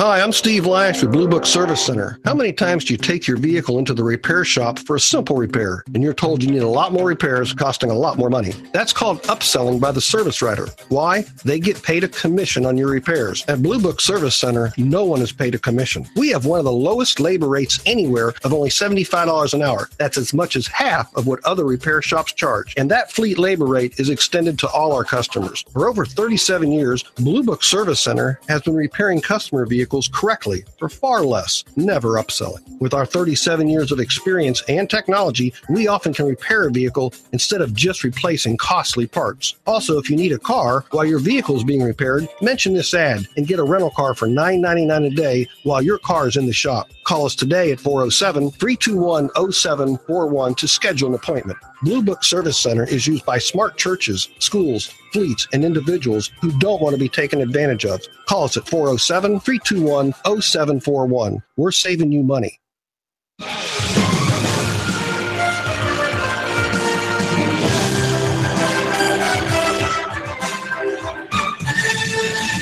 Nick is playing all my favorites tonight. I'm trying to make sure he gets a new job. I'm aiming for it. Welcome back to WDW News Tonight. I still want to be the game show guy. Do you want to do game night? Game night is yours, man. You can take it. Done. You and Michael can do game night. Michael, you and me. And Oh, Michelle goody. We're can going to have some announce flash it. questions. Yeah. Maybe Michelle could host something. Maybe Michelle wants to. You can have Gabe on. You could give away a car with Gabe. It doesn't even matter. He's not going to win. We're just going to send him not a car. What's the difference? No, I would like to see Josh as like the host Gabe? of Millionaire. Josh, you should host something. Yeah. What? Josh should host a show where he pours something in a cup and you have to figure out what it is. What did Josh just pour? The answer is Canadian Club. Always. It's always Canadian Club. Quick note, because the phone lines are exploding. They really are. We've It's last- decided what the heck? we're going to leave it for the last half hour of the show. That's after Jeopardy next hour. As soon as Jeopardy's over, you guys can call in 407-774-8255. Keep it in mind because we do have to get through some stuff this hour. Want to get through that. The last half hour is literally just dedicated to talk about what we're doing. I do want to take Justin really quick, though. Go ahead. We'll take one right now. But everybody else, please hold till next I hour. appreciate that, though. I know. I just told Tom to tell everybody, and then I said, Justin, yeah, you can come on. That's fine. We'll take it. Hey, Justin, how you doing tonight? Hey, how you guys doing? Long-time listener, love the show. Thank you so much for taking the call. Thanks for calling. Yeah, I just had a question. I went through Avatar Land a few weeks ago, and I was blown away by the lack of immersive experiences when you equate that to Harry Potter Land. What's your take on that? Do you think that Disney missed a step where they could have done more interactive experiences, or what's your take on that, Tom? I don't think Avatar wasn't a thing that the world is like super emotionally connected to. And I think Animal Kingdom is more about, like, think about the rest of Animal Kingdom. Think about Animal Kingdom's like interactive game. Like Harry Potter has the wand thing. Animal Kingdoms is this wilderness explorer thing, which is all about learning and getting stickers. And it's a very human experience. You interact with a lot of cast members. Animal Kingdom's a whole different beast. Now, Star Wars Land is coming. And they've already said, like, you're going to take on a role and you're going to be able to do all sorts of things that affect your reputation. I think there are venues where it works and venues where it doesn't. And Animal Kingdom is sort of the artistic park. Well, here, I'd I'd say Animal Kingdom is more like visiting your local state park. That's the feel they're going for there. Like they're making you feel like you're visiting a state park on Pandora. And then that's fine. And you're learning about Pandora and you're learning about the environment, and then you're going on these attractions. And it's not without those elements. I mean, there's the bugs you could set off. There's the Flasca at the entrance of the land that spits the pollen or whatever it's supposed to be. Then there's the branches by the rocks where you could set off noises, and at night it lights up like all the bioluminescent stuff. And then the drum circle. So it does have that stuff, and it even has like the atmospheric entertainment. So I don't think it's way less than Potter, but Potter opens itself more to that. There's a huge fandom. There's a whole series of books that have all these experiences. And with Avatar, you're working off of this one film. And Star Wars, obviously, just like Harry Potter, has a bunch of films and books and all these other things. And that's a whole world, and that opens it more to stuff like that. Follow-up question. Do you think that it will get better since they own it 100% now, since they bought Fox? I don't know that necessarily means it will get better, but I think it definitely means it will get bigger. I don't think they're done. I don't think they're done building Avatar attractions, and I don't think they're done with the land and animal. Okay. Well, thank you very much for taking the call, and I'm very saddened to hear this is the last episode. I appreciate everything you guys do, and I listen every week. So thank you again, and God bless. Thanks so much for the support. I hope we'll see you on the other shows. Why do they have to make this so hard, Tom? I know. Seriously, no, just say we're glad to see you guys go. We made the announcement on Friday, and then I just got bombarded with so many people. And I sent you a text. Actually, you and Michelle got a text from me. I know. Over the weekend, that was like, "Are we making a mistake doing this?" No, we're not. We'll talk about that next hour. Yeah, it's just really hard emotionally because we really like doing this, and the group of people that shows up to listen to this every week is a lot of fun, and you guys are really appreciative of it, and it just makes it. Even though it's the right decision for us, personally and professionally, it's, it is what it is. Anyway. everything in life comes to an end. So, all right, time to talk about ethics. Yeah, let's talk about ethics. So, to quote Muppet Vision 3D, we invited a whole bunch of experts and nobody showed up. Surprise! Tom basically put out there on social media this week that we were doing this, and I messaged some people and I invited them to come have a real conversation with me about these things. And surprise, the Disney online community is afraid of Tom Corliss, so no one wanted to come. And it's a shame because while what you see on Twitter from me is probably pretty out there and ridiculous at times, that's not who I am as a person generally. I can have a logical argument with people and hear another side of an argument. And that's what I want to talk about tonight is something we said, I think, from the beginning of the show, we wanted to do a whole show about this. And so tonight is the last opportunity. And I think this show on several occasions was the place to talk about stuff like this. We talked about a lot of big topics. We talked about the gun control and safety at Walt Disney World. And remember Zika? We had a whole big thing about that when that was going on. And so this is one of those heavy topics we wanted to talk about. And the phone line will be open for this conversation. If you got something to say about the show and saying goodbye and stuff, keep that for the end. But obviously we want people to chime in on this as we talk about it. But recently, obviously Disney has a lot of media events. It's nothing. There are media events all the time. But there was one that garnered a lot of attention within the community. They had this media cruise. This media cruise event, they put a bunch of bloggers on a cruise ship, and it was completely free, and everyone had nothing but positive things to say. And as I predicted 10 years ago, and Jason will tell you because he was here 10 years ago, I used to say to him, eventually people are going to see through what's happening. And we're going to wait it out. And someday people are going to understand what's happening. And we saw a lot of conversation. I had not chimed in at all within the first 2 days of people talking about it. And people were talking about how there's this cruise and people are going on this free cruise and no one has anything bad to say. No one's actually critiquing anything they're experiencing. And Tom Corliss is not on it. Well, I mean, that was to be expected. I didn't expect to be on it. I wasn't mad that I was on it. People misunderstand my anger. My anger does not come from a place of not being invited. I'm a grown man. If I want to go on a cruise, I'll go. I don't need someone to pay for it. I feel bad for all the other guests on the cruise that had to put up with all those. I know. That's terrible. Like Josh will be with me on this one. Tables in Wonderland is a membership we pay a lot of money for. And the festival preview events, while we have to pay a lot of money to go to those, the Epcot Festival preview events, they also double as free media preview events. So Tables in Wonderland members fund media previews of Epcot festivals. Is that ethical? Wow. Wow. Is that at all ethical that I have to pay $150 for media to eat free an event so they could subsidize a media preview?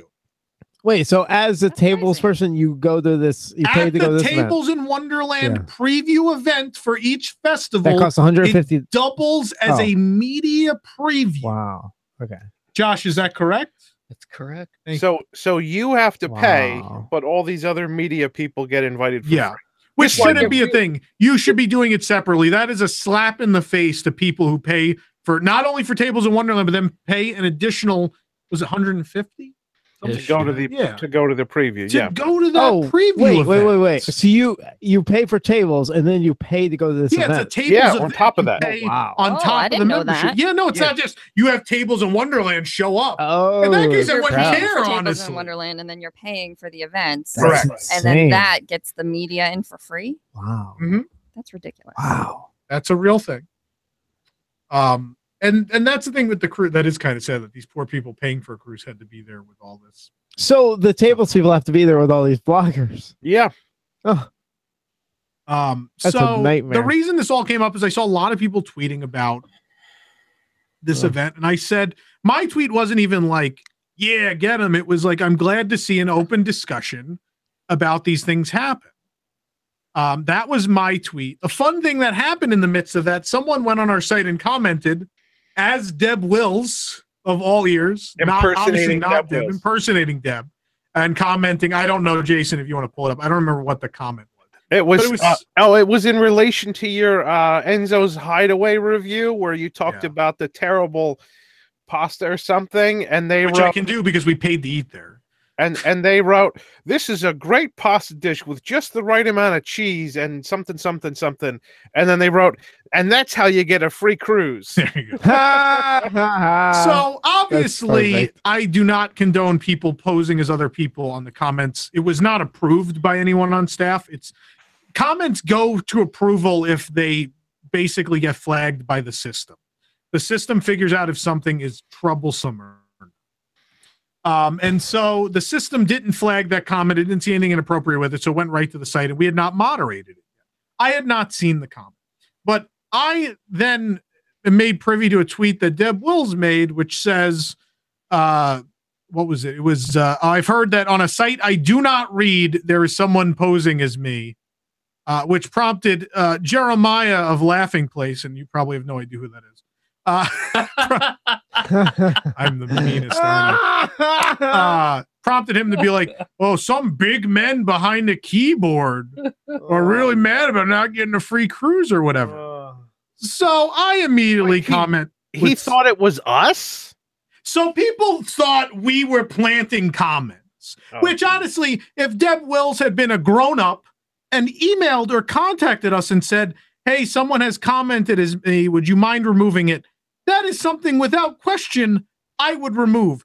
Her answer instead was to comment, "I don't read that site," which is clearly meant to be derogatory. I think that doesn't have to be said So good. in such a situation. And then Jeremiah has to jump on top of it like an idiot. This is what I have dealt with for 10 years. This is the situation. These people who are basically not saying negative things, don't give honest reviews for the sake of getting media access from the Walt Disney Company, then have the gall to throw that in people's faces. When someone dares to raise a concern that maybe all of this isn't on the up and up. Here, I found the show. comment. You can show the comment. That's fine.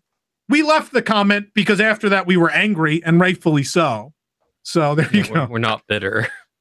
But this is something that if someone contacts me, I'd gladly remove. It's ridiculous. Well, it wouldn't surprise me if Deb hadn't been on the internet in 15 years. Oh boy. Oh boy. Anywho.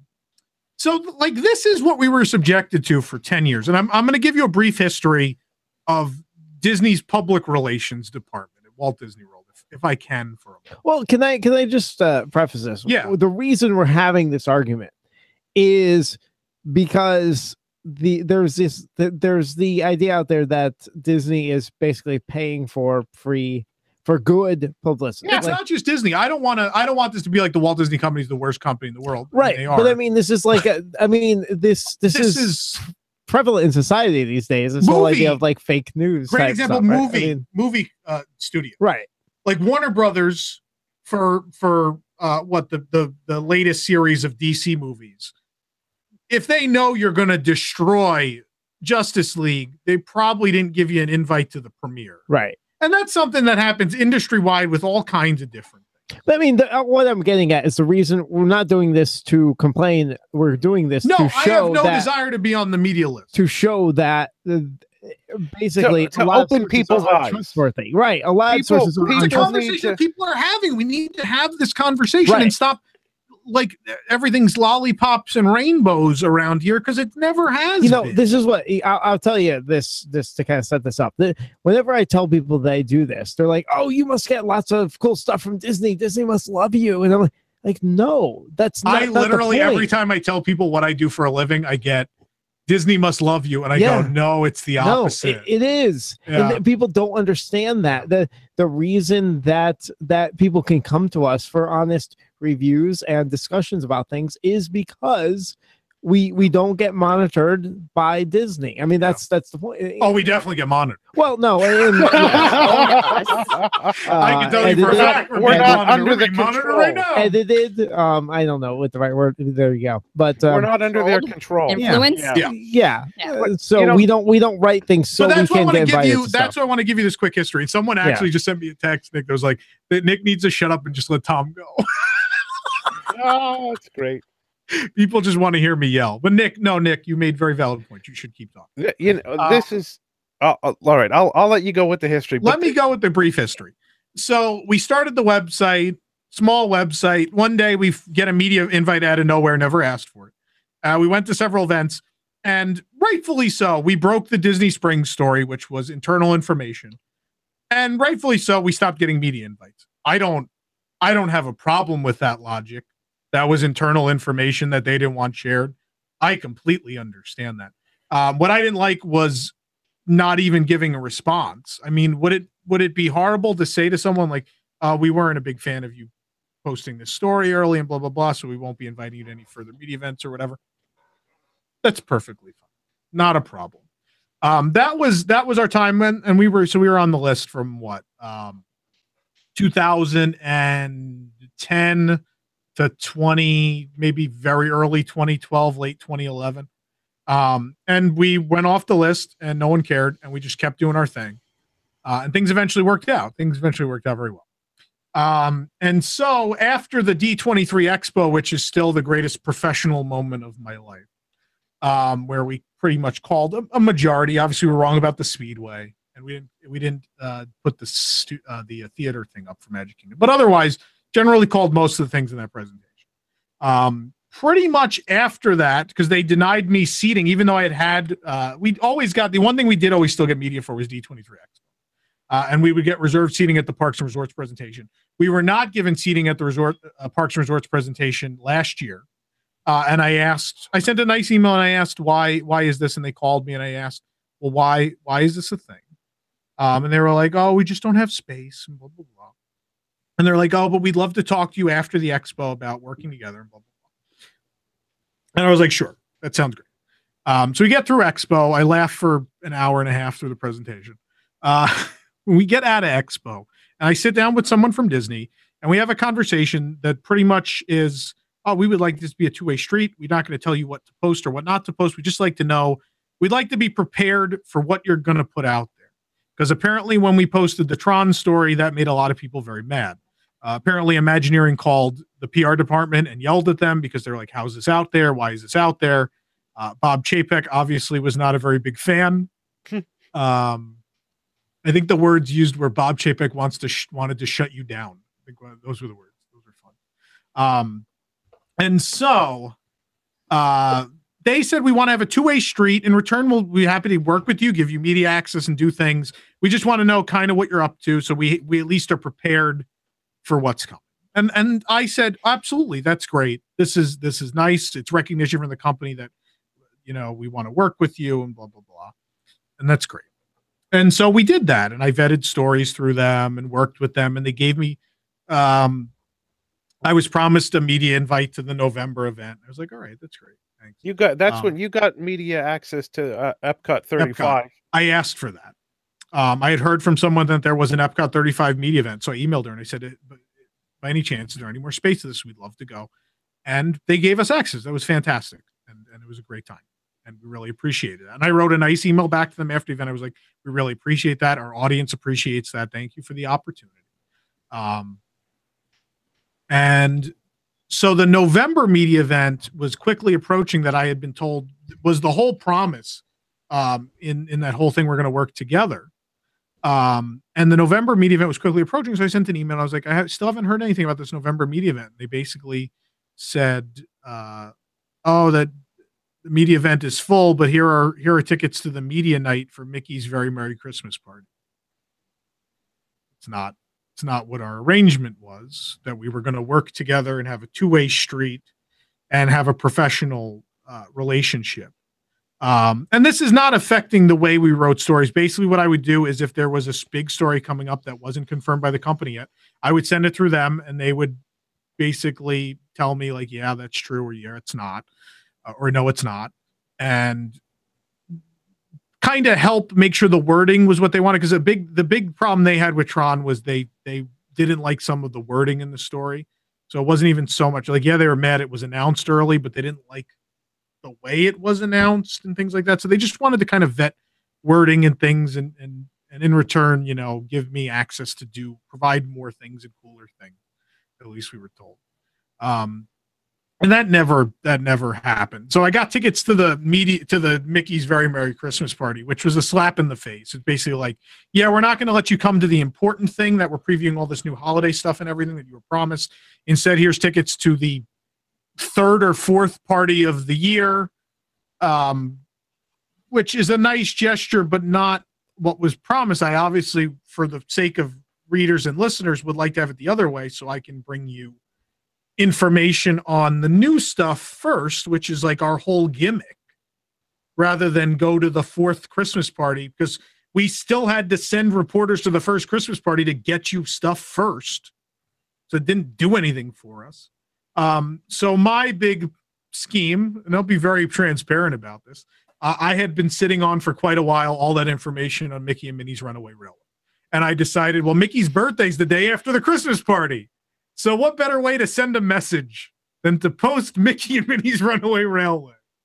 And that's what happened. And I haven't heard from Disney's PR department since. And that's what happened. Because I knew I was going to be off the media list. It doesn't matter. It's irrelevant. We do not need it. We do not want it. We are where we are because we are honest. We give you the truth.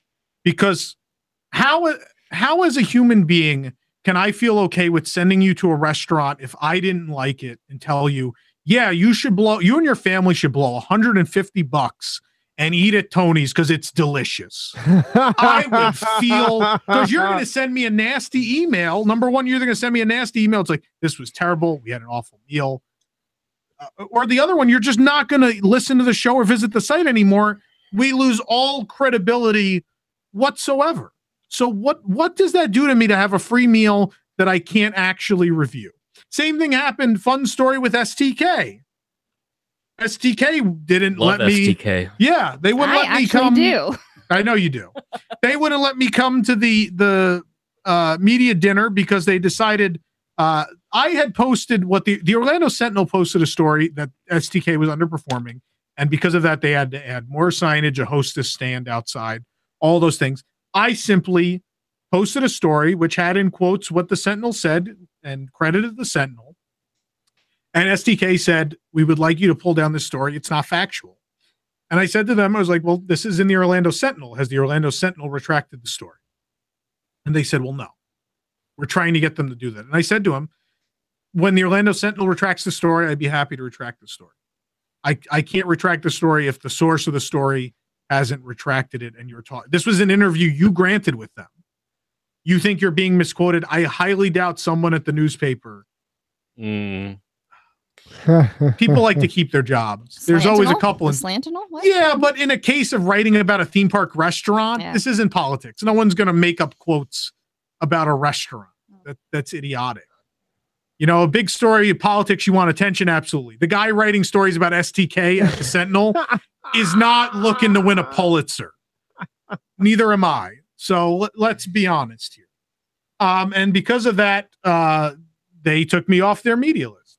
I don't really care. It's just fun that you can't post things from viable news sources without being pulled off the media list. Those are my personal experiences with media departments within the company and third-party media. And there's obviously some that have been great. Blaze Pizza has always been really wonderful. The people that handle their PR. Obviously, they got a good review because they're fantastic. But I mean, in our review, we said free is really good. Too. In our review, we said the cookies were just okay and the salad wasn't great. But we said the pizza was amazing. And you know what? That's their business, so they didn't care. You know, because we still said people should eat there, so I guess they didn't care. But who knows? Maybe even if I wrote a negative review, maybe they wouldn't have cared either way. But that's the way things go. And so these big sites, for the most part, there are some who are absolutely fair. I think the Diz does a really nice job being fair and balanced. They post a fair amount of negative reviews too. So I don't want to be like everybody that went on that cruise is terrible, because it's not. That's not at all what anyone is saying. Does the Diz have the advantage of also being a giant travel agency that sells millions of dollars in Disney vacation packages a year? Yeah, I wouldn't take away their media credentials either. So it's nice that they have the freedom. They have developed a situation where they can be fair and balanced because they have an upper hand over Disney, and that's great. And I respect them and their ethics there. because I think they're pretty damn good. And then there's places like Laughing Place where half the people there work for the company and it's real shady. And somebody who owned or is a management at Laughing Place works at D23 and upper management. And it's a whole mess we ain't getting into. So like, what are the ethics there? How can somebody whose management at D23 and then how are they the only fan site with way less traffic than many fan sites that were denied access to the movies panel at the D23 Expo? Laughing Place had a seat. Can't imagine why. And there were sites with way bigger traffic that covered Disney parks that were denied seating, bigger traffic than we have. I'm not saying I never have expected seating at that movie presentation. We're never going to get it. I don't expect it. But much bigger sites that probably would have had a much bigger impact and should have had a seat at that movie presentation did not. But the bigger issue is, like, why do we live in a day and age where it's all right for Disney to offer free things to what to the average person looks like a reputable information site in basically in exchange for positive views?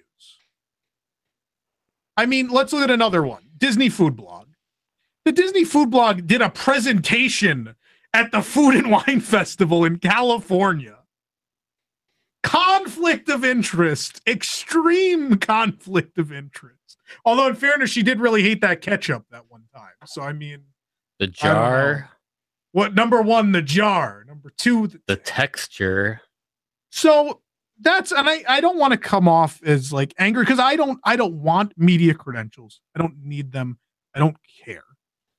But I really, and what I thought, like, since the disillusionment wore off within the first year and a half I was in this community, that everyone was nice and this is a Disney community, everyone's going to be happy and love you. It's not real. People are actually really nasty and go right for the jugular. So you have to be nasty back, kind of. But a lot of people have noticed this in years. The drop in popularity in a lot of bigger sites and podcasts like WDW Radio or many others is directly attributed to the fact that people eventually see through this. They're transparent. Eventually people are like, they never read anything bad. Or people go to that restaurant that got that positive review and they sit there and they're like, this isn't even chicken parmesan. I don't know what this is. I think it's rat. And they read a positive review on another site and they're sitting there spending $150 on a meal because that site told them it was going to be amazing. And it wasn't. And that's when people kind of wake up and I think see. And like Josh is my hero because Josh will get a media invite and basically tell them off and publish it. Josh will put the email like on Twitter. It's like I don't go that far because I at least like to be professional about it. So at least like if I get taken off the media list, I'm like, I don't appreciate this. I think this is, I'd like to I'm going to give a fair review and blah, blah, blah. And I keep that generally off, at least until tonight. Keep that off the air and things like that. As an independently wealthy individual, I don't care. Yeah, I can afford to go to your restaurant. And also, if I can speak to Bob Chapek directly, I would go on your free cruise. Just tell me what I need to say. But that's true. I mean, the real experience is going and spending the money and reviewing your restaurant. Like, just go to Marie and Enzo's. It's like $30 for an entree. It's $12 for a drink. There's 6 of you. Just go to the flipping restaurant. You need to do the same picture of the giant spaghetti bowl that they're going to throw away anyway. Which isn't the real food you get anyway. It does. And you can't do anything with it. Like at the Tables in Wonderland event with the garbage lighting and the real plates. Like that's not the food you're going to be served. You're not going to trick people. It's garbage. Are media events fun? Yeah. Like Paddlefish was a lot of fun. I wouldn't know. But when I wrote that review, I told you what I liked and I told you guys what I didn't. And overall, they still got a mostly positive review, but there were certainly plenty of items we didn't like or drinks we thought were garbage. And so we told you what we liked, we told you what we didn't, and we made our verdict. And that's Whether it's a media event or I go for dinner, I'm going to tell you guys what I thought of what we had. But you're also clear on what event you're going to, and you're clear. Well, you have to be transparent. That's the number one rule. One of the number one rules in journalism is you have to say if you were given something for free, you have to market it. And I story. think that's the issue. That's really that gets to the heart of the issue with a lot of what goes on. Right, because not everybody says that. And for anybody that shopped at Amazon in the past year and has looked at reviews, Amazon started letting companies give free merchandise to people in exchange for reviews. And those reviews were glowingly positive, overwhelmingly. And people started to complain and say, I don't want to read reviews from people that got your garbage for free. And Amazon put a stop to that practice. They stopped doing it. They stopped letting people write reviews in exchange for free merchandise. But yet Disney continues to let people write what are apparently glowing reviews that people think are objective reviews after they get free food, free merchandise, free cruises, free whatever. Without and Amazon forced the reviewers to disclose that they got the thing for free. Disney doesn't even require these bloggers to disclose that they were given all this food for free at a media event. They just write about it like they went and paid. I will tell you the 4 key words. If you read a review about anything Disney and it says in anywhere in that review, we were invited to, that means it was free. Including the ones where Josh's listeners or readers bring him out to dinner. And if you review something negatively, they won't invite you back. They can say, we were not obligated to review this positively, but if they don't, you will not be invited back. They know they won't get that invite. And it makes sense if you're a restaurant and you invite somebody to have dinner with you and you're paying for their meal, why would you invite somebody who's going to review you negatively? And that's why it doesn't make any sense. But maybe you should just have a good product. Well, there's 2 points there. Either one, you're a restaurant that knows what you're doing, you have a good product and you have good service and you're willing to put your product and service on the line to invite somebody to come review it. And secondly, look at the New York Times restaurant reviews. Look at even the Orlando Sentinel restaurant reviews. Those people go to these restaurants secretly. They pay for their food. They don't even write the review. They don't even take photos because that would tip them off that they're a reviewer. Those people have Disney to people be like secretive about it. But Disney people, because they're going to write something positive and get free food, that's what they do. Yeah. And it's just disingenuous, I think, of the people to take that offer. And I understand. Someone asked a really good question about they mentioned several people. I'm not going to bring up by name. And they said, well, these people have seemingly very small audiences, and yet they're on that media list. That's because they play nice or know the right people. I mean, a lot of it's who you know. But then they also play ball. That's the bottom line. We were not particularly big or well known when we got put on the media list, and we didn't ask. It just happened. Back in 2010, we had the traffic that was 1/80th of what we have now. There's an ant on this desk. It's tough to be a bug. Classy. It's looking for your gluten. Yeah, it's in here. So our traffic was 1/80th of what it is today. If I'm just guessing, I'm not doing any actual math. And we were on the media list going to events, which is a very nice thing. But I think once we posted Disney Springs, someone in the department woke up and was like, hey guys, they're doing stuff that we may not be fans of. That's why we got taken off. And you know what?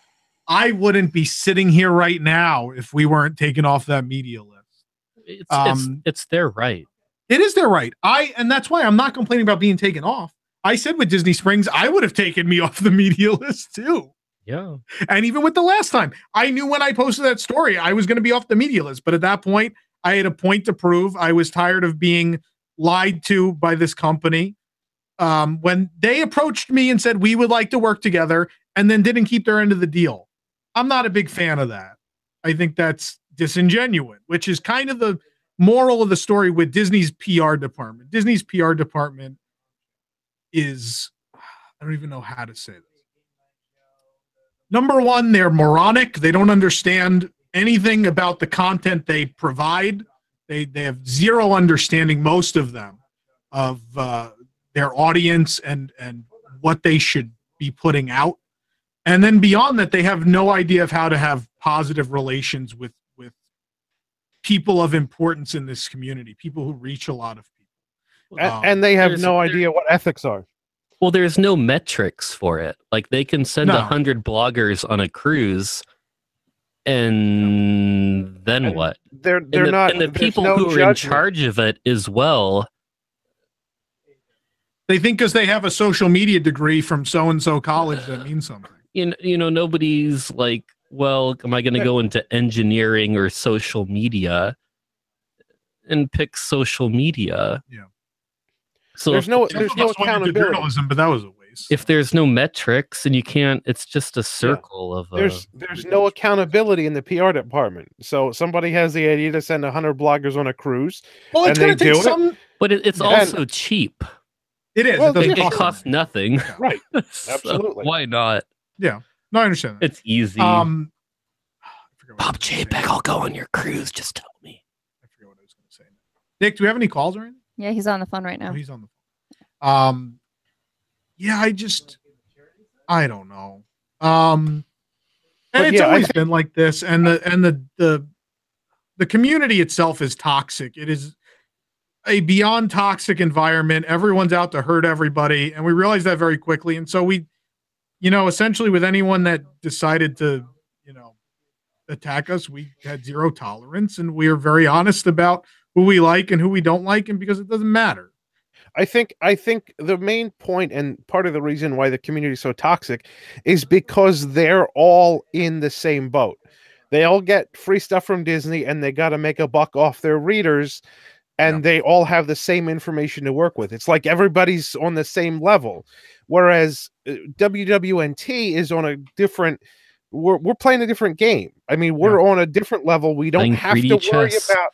We don't have to worry about media access. We don't have to worry about saying the right thing that makes Disney happy to keep our media access. Yeah. And so we are able to speak our mind, say what we think is right and wrong with things at Disney World. And people are finally, I think, after 10 years, figuring out that a lot of these other websites and blogs are just spouting the same regurgitated garbage from Disney PR. I don't think you could even say I think the rise and success of us, I think Josh and several other people is directly linked to the fact that no one else has any original content. All right, I want to talk a couple more minutes about this at the top of the next hour. So we're going to come back, we're going to wrap this up, and then we have Jeopardy. So stick around.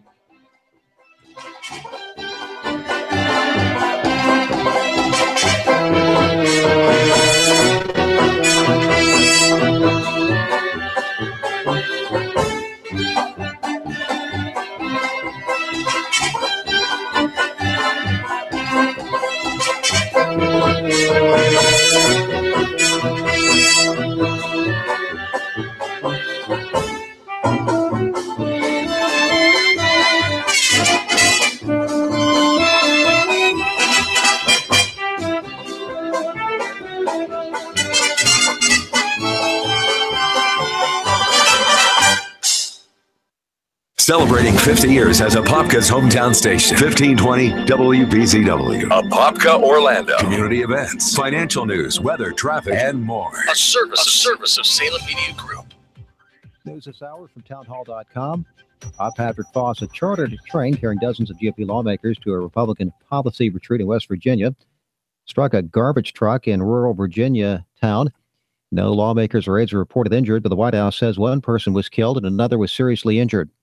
House Speaker Paul Ryan says Wednesday's train crash put life and the work of Congress in proper perspective. It just kind of reminds you sometimes how fragile life can be. And it's why we all had to serve with all of our hearts and all of our energy to give this everything we have. A man who lives near the railroad crossing says the crossing arms have not been working correctly. There's a change at the top of the Centers for Disease Control and Prevention. The head of the CDC resigned today, Dr. Brenda Fitzgerald. She'd had the job since July. The Department of Health and Human Services put out a statement announcing it, saying that because of ongoing financial conflicts of interest, it was making it difficult for Dr. Fitzgerald to do her job. Her resignation had been accepted effective immediately. That's correspondent Michael Stobie. The Federal Reserve is keeping key lending rates unchanged, but an increase is expected in March. The Fed is keeping its short-term rate in the range of 1.25% to 1.5%. But the central bank says it expects the strengthening economy to warrant further gradual increases, which in time would start to affect consumer and business loans. This was the final meeting chaired by Janet Yellen. President Trump has replaced her with Jerome Powell, who will preside over the next meeting in March, which is expected to end with a rate hike. Jackie Quinn, Washington. After the Fed released its State of the Stock Market gained ground,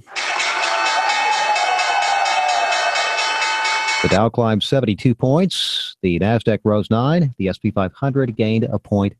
More on these stories at townhall.com.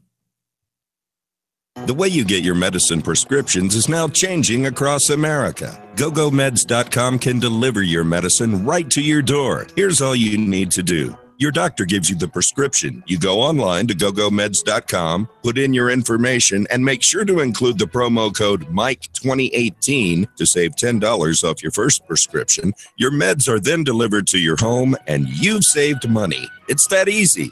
No more waiting, no lines, no copay each month, and best of all, no wandering around the store aimlessly waiting for your prescription to be filled. GoGoMeds.com, the new way to get your medicine delivered right to your door. Remember that getting your prescription filled now means never having to go to a store again.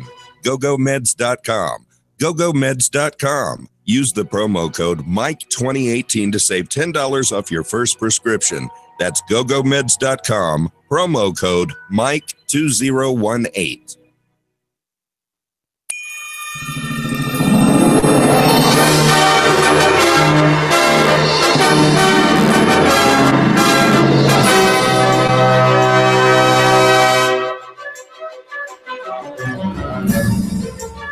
Are we on?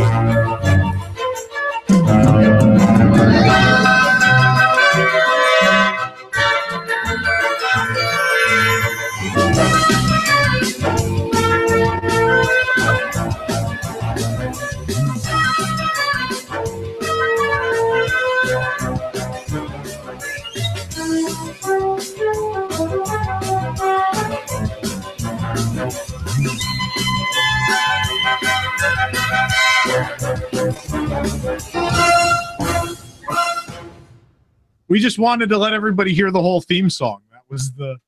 That was the point of that. Not that Nick was downstairs with Josh making drinks. I can't believe it took me so long to go to the bathroom. That's what you get for having Tony's. It's all the gluten. We back on the air? What buttons did you We push are on over the here? air. That's why we're screaming. Pushed a lot of buttons. The thing about Pandora is it never occurred to you to want to go there. Like, you never watch Avatar and you're like, I want to be there. And that's the thing about Harry Potter. Like, you want to be in Diagon Alley. You want to be at You're wrong, Hogsmeade. though. You want to, no. There's a really big article about people having withdrawals after Avatar came out. Look it up. The article's like from when the movie came out about people that were like depressed because they couldn't go to Pandora. Yeah, but not 10 years later, they're not depressed anymore. They got over it. You're right. I don't know. What? That was one of our classes at UCF, ethics in media. What you talking about? Ethics. Ethics is a giant media law class and that we take ethics. in I should have brought my journalism. textbook. You went to UCF? Yes, I went to UCF. Oh my God. Journalism program? Yeah. Oh, same. You a journalism major? Same. You don't have a journalism degree, do you? No. Well, I have a. It comes out as communications degree. You have to take the class, though. Media Yeah. law and ethics is a requirement for any correct It is. communications major. Yeah. Anyway, so we all have that textbook. So I actually took mine home, but the idea was I was going to bring it to this segment and I forgot it anyway. We're going to take a couple minutes. We have Jeopardy coming up in a few minutes, but all the people we contacted who wanted to play have not responded. We want Gabe. So one Gabe, person come has back. responded. Gabe but has preference. If you want to play Jeopardy, you want them on the phone or you want them, they need to be on Hangouts, right? They have to email. If you want to play Jeopardy, we technically have 2 spots left because people just aren't responding for some reason who applied to play the game. The other so option, email Nick at wdwnt.com right away, right now, if you want to play Jeopardy. Or if you want to listen, you want to put that phone on, that call on, Nick? Or are you busy? He's on the phone. We were talking about media ethics and a lot of ethics, more than just about media specifically with the Disney Online. Yeah, I have 2 calls I want to get. I have 2 calls. Let's take those calls while we're waiting for people to apply for Jeopardy. We're gonna take Michael first. Hi, Michael. Hello, Tom. Yeah. And Nick. Hi. Josh. Michelle. Hello. Hi. Now listen up here, Tom. I got something to say. Okay. Real quick. All right. I've got a bone to pick with some of these bloggers out here who tend to disrespect you. Okay. Now, just give me a little bit of background on myself here. Okay. You are Tom's dad. I've listened to your show for several years now. All right. I've enjoyed listening to the commentary, and I really appreciated the input, and it's really helped me with my decision making. Okay. Now, when people start attacking you on some of these restaurants that you're reviewing, it really makes me upset. Okay. To the point where I really have a really big bone to pick with them. Okay. About to open up a 50-gallon, something on them. Okay. So I just want to say I really appreciate what you're doing for us, even though some of us may be some dumb country hicks out here. But we really do appreciate all that you do for us, and want you to continue doing it. Okay. Some of these bloggers, they go ahead and take a powder and head off to wherever they come from, whether it's China or Vietnam or wherever it may be. So you just keep doing what you're doing, okay? And I really appreciate y'all for what you do. Gonna miss the show. Thank you. We're gonna miss you too. And just keep doing what you do. All right. Thank you so much. By the way, that the hick reference is somebody who claimed our Enzo's Hideaway review was only written for people who didn't know what Italian food or people from like the Midwest or South in this country. That was fun. So that was something that was said. So that's always a good time. We have Jason on the line that wants to comment as well. Hi, Jason. Hey, how's it going? Great. What's going on? I'm heartbroken. The show's ending. Very disappointing. You sounded almost like we could change your minds. How much money do you have, Jason? I got millions. Oh, there was, like I said, I texted Nick and Michelle over the weekend and I said, are we making a mistake? And that's the emotional side of it and not the ethical side of the thought process behind ending the show. Because obviously it's like even today while just prepping the show, I was kind of distraught about it a couple times. Yeah.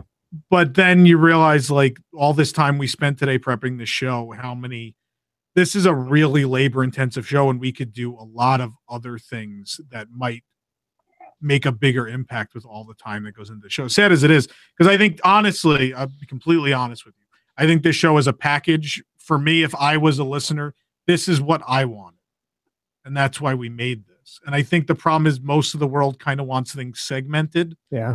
Like I think about the way most people watch Saturday Night Live now. They don't watch Saturday Night Live on TV. You look on YouTube and the bits that everybody's talking about, you just watch those. That's funny. That's the exact way I explained it to somebody. That's the way the world is now. So I think people who like longer form stuff like audio, and there's plenty of you who listen to this show in audio only because that's what you want.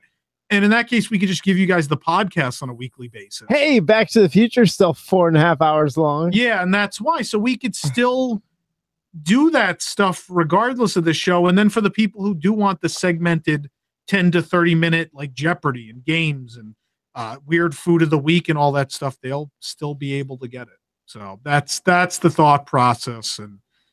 And honestly, things just didn't work out with the radio station. And we'll talk about all this at the end of the hour and we'll give you guys a full explanation. Well, this might be a good opportunity to announce that I will be hosting a live show at 9 p.m. on Wednesdays on AM 660 and FM 105.5 the answer. So if you guys like Tom Corliss, you might like me 30% less, but it's what you get.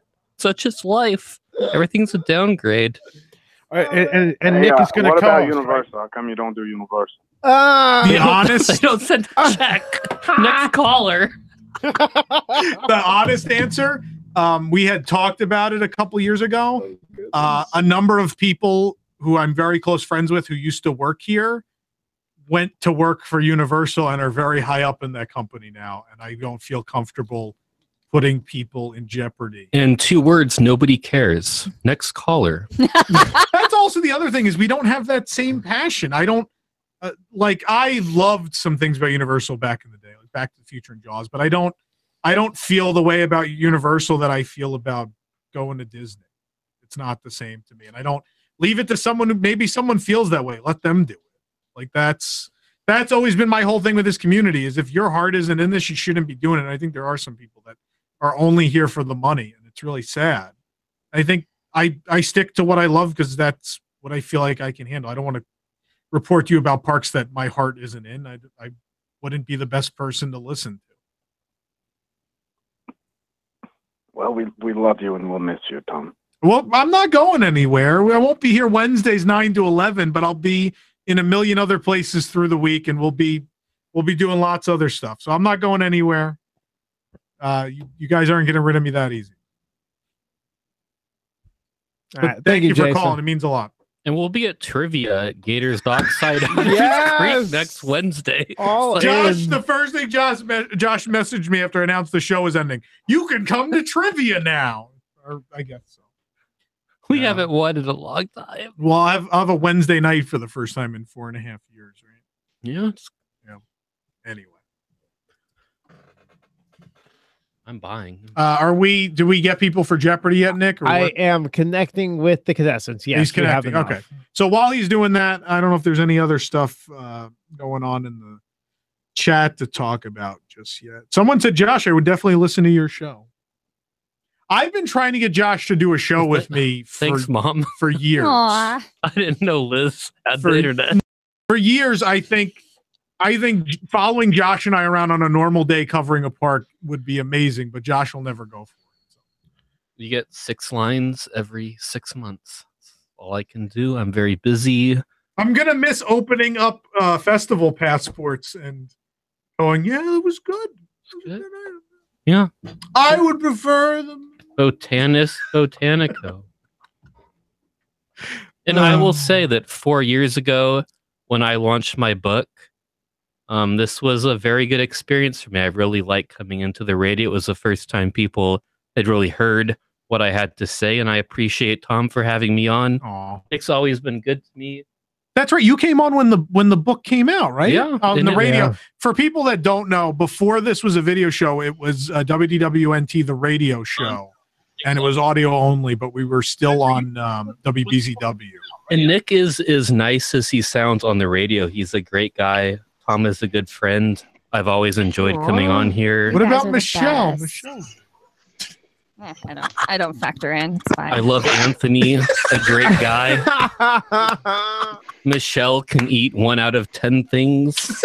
Not a great help to the whole program, but we're doing talks tomorrow. You got a first round festival pick. We can do tots. No. I can eat tots.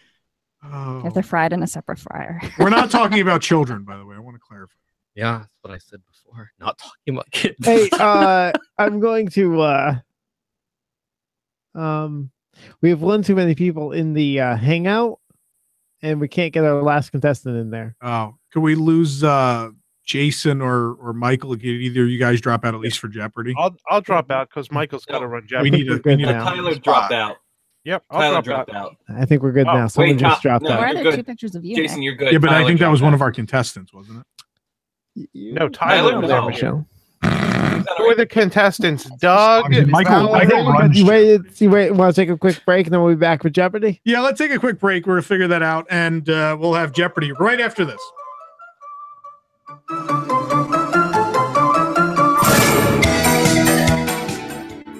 Hello, I'm Tom Corliss, the most famous man in the Disney online community. But you know, it wasn't always this way. For 9 years, WDWNT.com posted photo reports and videos of the highest quality. But it seemed that no one outside of a very dedicated group of fans were able to find our work. But then, I discovered the secrets of blogging. And now, WDWNT is read by millions of people each and every month. I'm ready to share my secrets with you in my incredible new class, Tom Corliss's Unofficial Guide to Blogging, this weekend at the Orlando International Airport Marriott. In this fantastic course, you'll learn amazing things to improve your clicks and page views, such as when to use the word breaking in all caps, how to misguide readers in your titles in order to get more clicks, how to come across vaguely racist in movie reviews, how to turn a number into a catchphrase and huge merchandise sales, how to steal stories from California randos off of Twitter, and how to piss off that one really scary guy on WDW Magic who may have women trapped in his basement. So come on down to the Orlando International Airport Marriott this weekend and take my course for only $77.77 per person.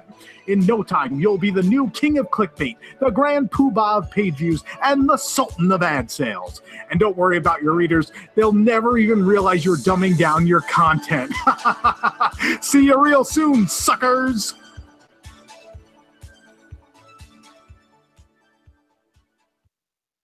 Here's some great news. If you missed the deadline to sign up for health insurance, or more importantly, if you signed up for a plan that you're just not happy with, you still have a choice. It's called MediShare. MediShare is a Christian healthcare sharing program that's been around for 25 years, and they have hundreds of thousands of members all across the country. And get this, over the years, MediShare members have shared more than $1 billion of each other's medical bills. Best of all, you could save a lot of money with MediShare. The typical savings for a family is about $500 a month. Your savings could be more or less, but think about what you could do with that extra money. Think you're stuck with a high-cost health plan that doesn't have a lot to offer? Well, think again. You can join MediShare anytime, so call them today and check it out. Here's the number to find out more, and there's no pressure. They're super easy to talk to. 844-41-BIBLE. That's 844-41-BIBLE. 844-41-BIBLE. Hi, I'm Steve Lash with Blue Book Service Center. How many times do you take your vehicle into the repair shop for a simple repair, and you're told you need a lot more repairs costing a lot more money? That's called upselling by the service writer. Why? They get paid a commission on your repairs. At Blue Book Service Center, no one is paid a commission. We have one of the lowest labor rates anywhere of only $75 an hour. That's as much as half of what other repair shops charge. And that fleet labor rate is extended to all our customers. For over 37 years, Blue Book Service Center has been repairing customer vehicles correctly for far less, never upselling. With our 37 years of experience and technology, we often can repair a vehicle instead of just replacing costly parts. Also, if you need a car while your vehicle is being repaired, mention this ad and get a rental car for $9.99 a day while your car is in the shop. Call us today at 407-321-0741 to schedule an appointment. Blue Book Service Center is used by smart churches, schools, fleets, and individuals who don't want to be taken advantage of. Call us at 407-321-0741. We're saving you money.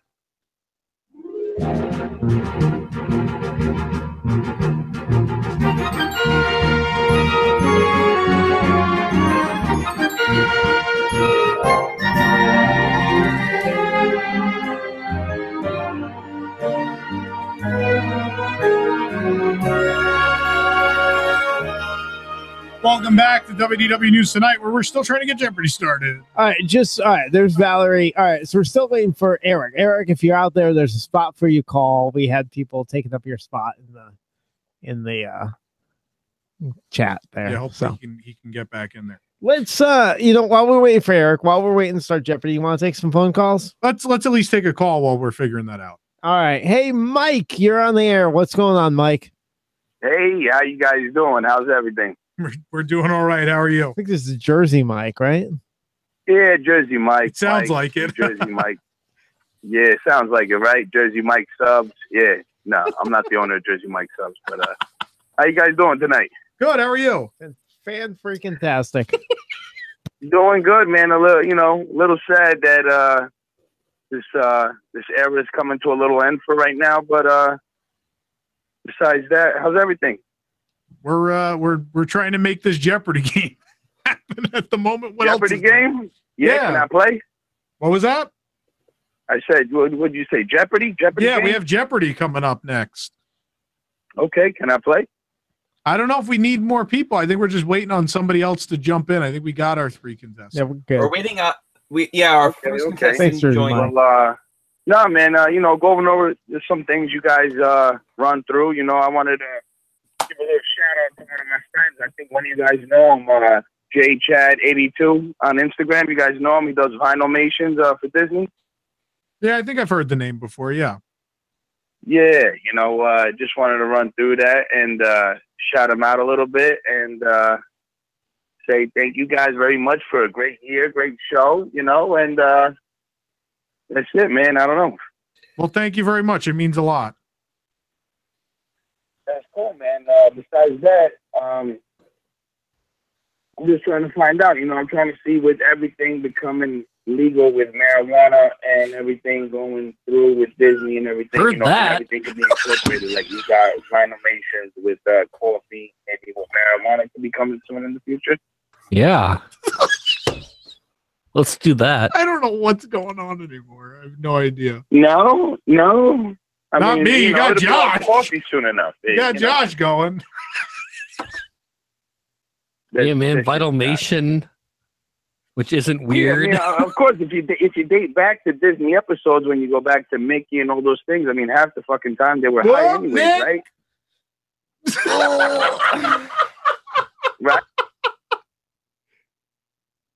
Nick, you could just drop him. You drop him? Wow. Yeah, I dropped him. No, he's still there. No, he's not. This is Justin. Hi, Justin. Oh. Hey, how are you, Tom? You doing all right? Now I am, yeah. Was that They are going to cancel our show, Tom. I called in earlier. I had another question. If you're able to take it. As long as it's not as long as it's not about blunts, we'll be fine. No, yeah, it's fine. It's fine. I got to tell you this. I'm a big supporter of Tron going into Epcot to replace Ellen's instead of Guardians. However, I will tell you this. I'm a cast member. I'm not going to tell you where I work. I work in the tunnels at Epcot. However, I do feel that Tron should have went to Epcot instead of Tomorrowland and Magic Kingdom. What's your thoughts on that? Who cares? Next caller. Josh, shut up, Josh. Who cares? That's true with Josh. Josh infuriates me, and my favorite is actually when we get Tom Bricker and him together, because Tom Bricker is so passionate and cares and can't let it go like I do when Josh doesn't care about anything. But Tom will like have these big existential arguments with him about my only problem is my only problem is you could have made the building for Ellen the NCOM building, and you could have had the Tron Light Cycle coaster go through there, because that's a huge building. I mean, we both know that's a massive building. I've watched the gutting of the building on my breaks, and I've watched the land that they have cleared. That is probably, if I had to guess, it's probably 7 acres. They had to reroute the canal in the back. It's big. Yeah. Yeah, no, it's huge. It's huge, and I just think that Tron would have made a much better impact, not only for the fans, but I think it would have made more sense in Epcot. What's your thoughts on that, Tom? I have a great site, WDW Magic. Don't listen to Josh. He's an idiot. I don't know how I feel about that. Maybe if it was replacing Test Track, but the park needs something, and people really like Guardians of the Galaxy, and from what I've seen of the theme and what it is so far, I'm not sure it's a bad fit. I think I need to see more information, but I don't think Tron would have not fit, but I don't think just an aesthetic makes something fit Epcot Center, and that's what I think the problem with current Test Track is. No, but you have to understand that, once Nemo got added, the whole theme of Epcot died. It was long before that, though, man. Yeah, I'm sure. But I mean, if you want to bring science and all this back to Epcot, Tron would have been your main go-to, and for them to put that in Tomorrowland next to Monsters Inc. and but who's to say any of that's going to be there? That's true. I think the lifespan on those other attractions in that land is not long for this world after that.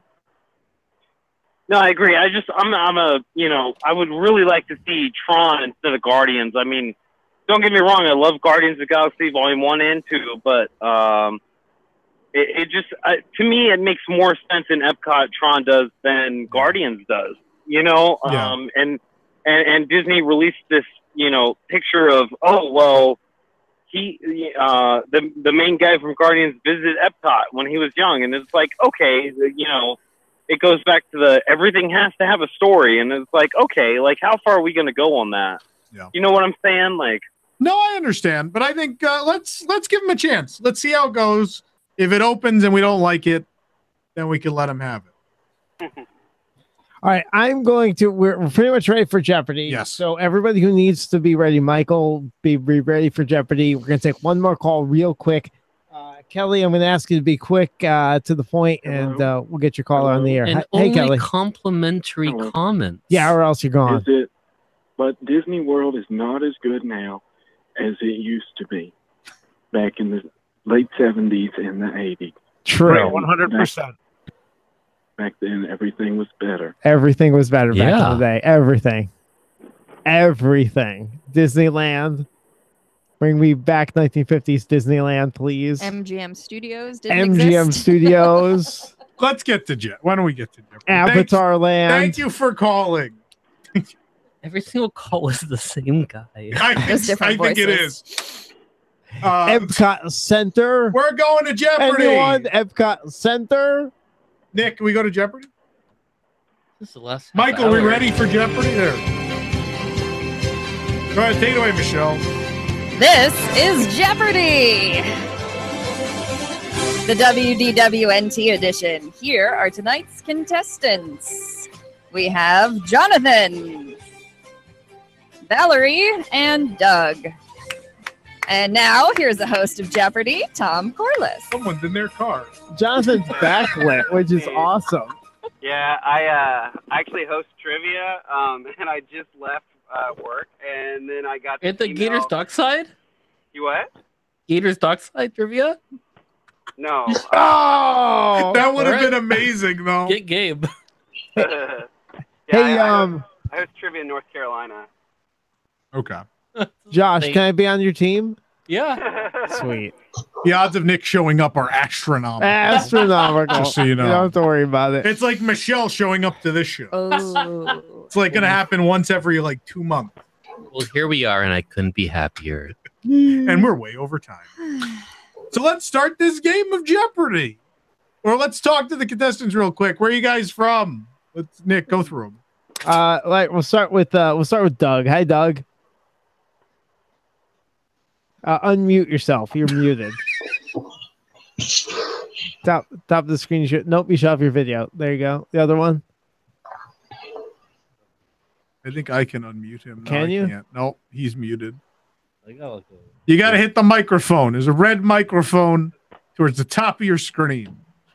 All right. All right, how about now? Hey, Doug, what's up? Sorry about that. Yeah, technical difficulties. What's going on, it's guys? fine. It's fine. Could be the first time. Well, you're not talking about blunts, so we're fine. Glad to have you on Jeopardy.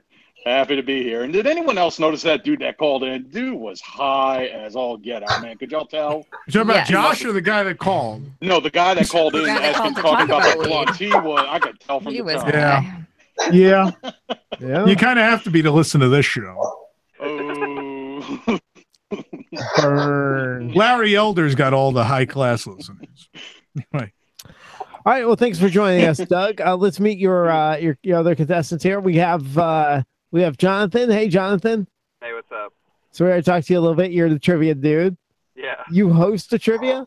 Yeah, I host a trivia like 3 nights a week in Winston-Salem, North Carolina. All right. We'll be there. I'm sorry? You should be good at this then. Hopefully. Yeah. All right. And then Valerie. Hi, Valerie. Hi, can you hear me? Yeah, very much. Hi, guys. How's it I just going? sent out like a prize pack to you. You should be getting it soon. Oh, okay, good. It has I lots wouldn't of stuff count in it. on it though. No, Probably but- coming today, And if you right? could pretend you're It's Gabe. probably just like 10 comic books.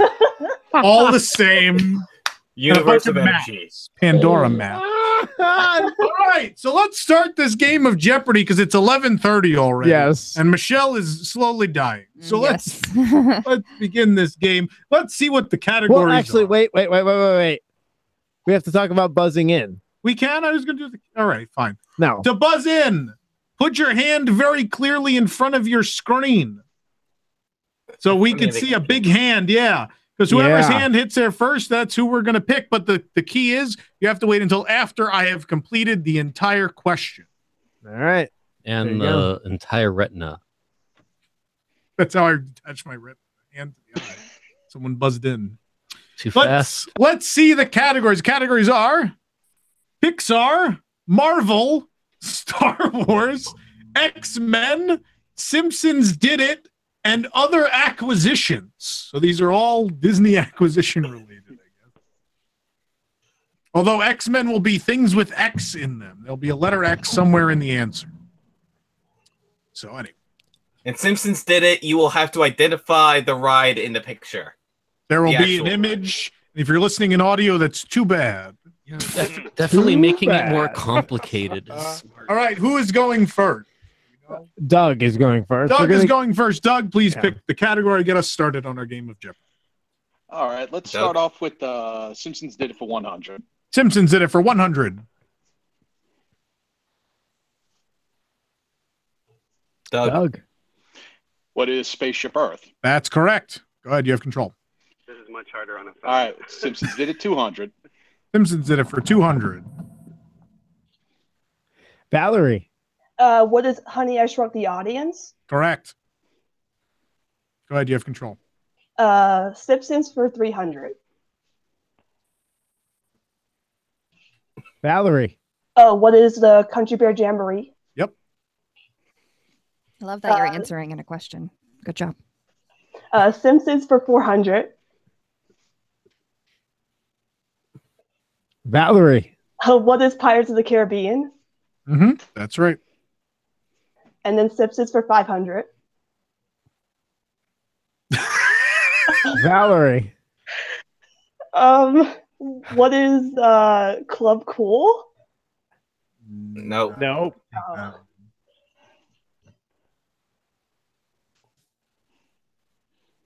Here's the timer. What is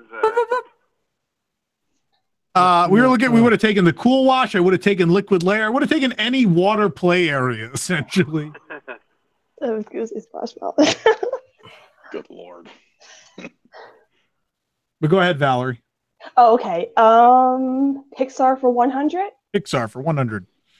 He's your friend who likes to play. His rocket makes you yell hooray. Valerie. What is Bing Bong? Correct. Pixar for 200 then. Earlier this year, a mariachi band in Mexico at Epcot sang songs from this Pixar movie. I'm gonna go with John. what is Coco? That's correct. You got to wait till after I finish the question, though. Oh, okay. Go ahead. You have control. Oh, okay. We'll do Pixar for 300. Russell and Doug from Up will be replacing this show in the Caravan Theater later this year. John. What is Finding Nemo the musical? Nope. No, I mean, crap. Valerie. What is Flights of Wonder? Correct. Pixar for 400. California Screamin' at Disney California Adventure will be transformed for Pixar Pier to become this. Valerie. What is the Incredible Coaster? Nope. Doug. What is the Incredicoaster? That's correct. Oh. All right. Let's go with and other acquisitions for $100. And other acquisitions. Originally the only licensed property in Animal Kingdom, it's now owned by Disney. John. What is Avatar? Yep. We'll do that for 200. Back in 1996, the Disney company acquired ABC, which included an 80% stake in this sports network. One of their shows ended up being the inspiration for Around the Hub. John. What is ESPN? Yep. Next for 300. On June 13, 2017, WDWNT reported that Disney bought out enough ownership stock to control this location.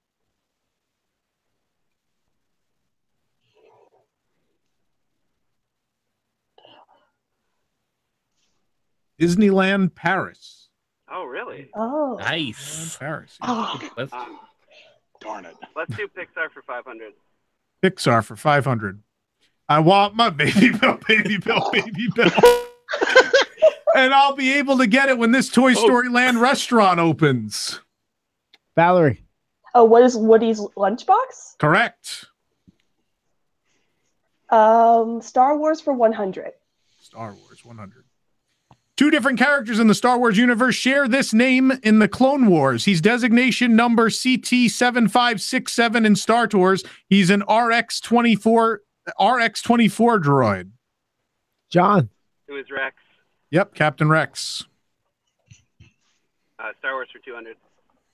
This Jedi has a certain set of skills. He will find you, and he will get killed by Darth Maul. Whoops. John. Who's Qui-Gon Jinn? Correct. For 300, please. This is the name of the planet you'll be visiting in Star Wars Galaxy's Edge. Doug. What is Batu? Correct. Bless you.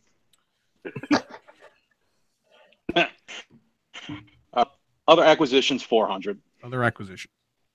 These colorful characters once appeared on the streets of America in Disney's Hollywood studios. Maybe they'll return now that Disney owns them again.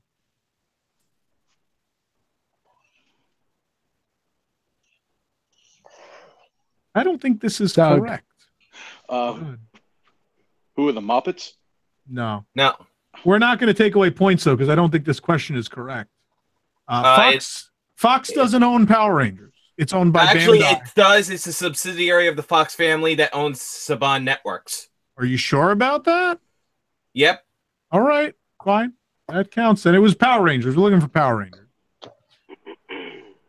We did our research. All right. Just checking. In the past, we didn't. So. All right. Finish it up. 500. Other acquisitions.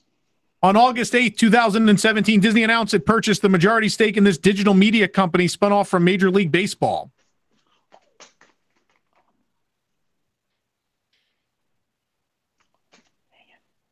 What is BAMTech? Got to watch those shareholder calls, man. They're super exciting.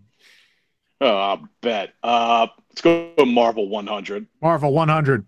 Hugh Jackman made his final appearance as Wolverine in this movie. John. What is Logan? Yep. Let's do Star Wars for 400. This member of the Jedi Council looks kind of like a green squid.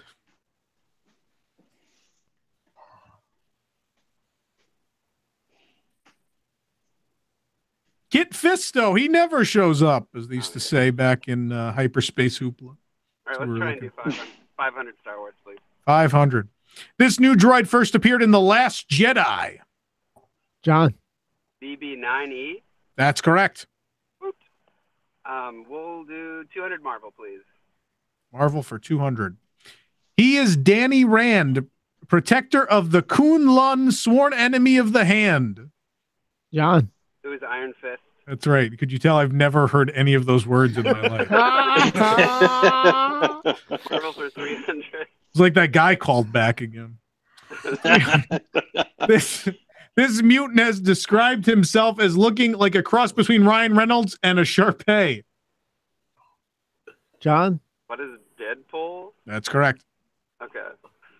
Number 400, please, Marvel. This is the first movie in the MCU coming out after Avengers Infinity War. John? What is Ant-Man and the Wasp? Yep.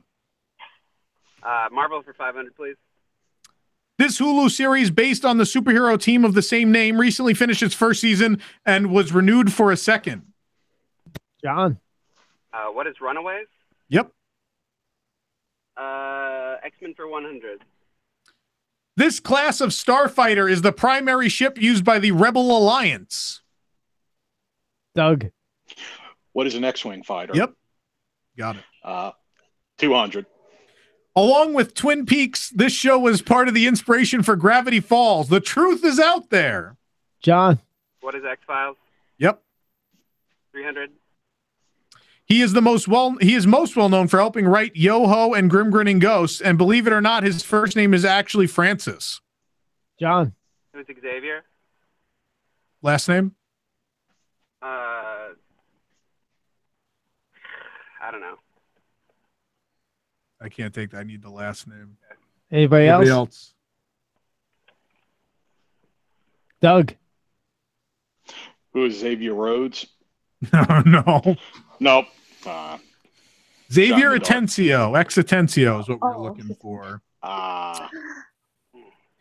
This I'm going ahead of myself. Go ahead. John. I'm just reading them out. This fictional alien corporation is most well known for their teleporter technology, although I wouldn't exactly say they have a good reputation. Valerie. Oh, who is XS Tech? Yep, sees the future. All right. And then, you got the daily double. What would you like to wager? You have 1,300. John is in the lead with 2,400. 500 then? 500.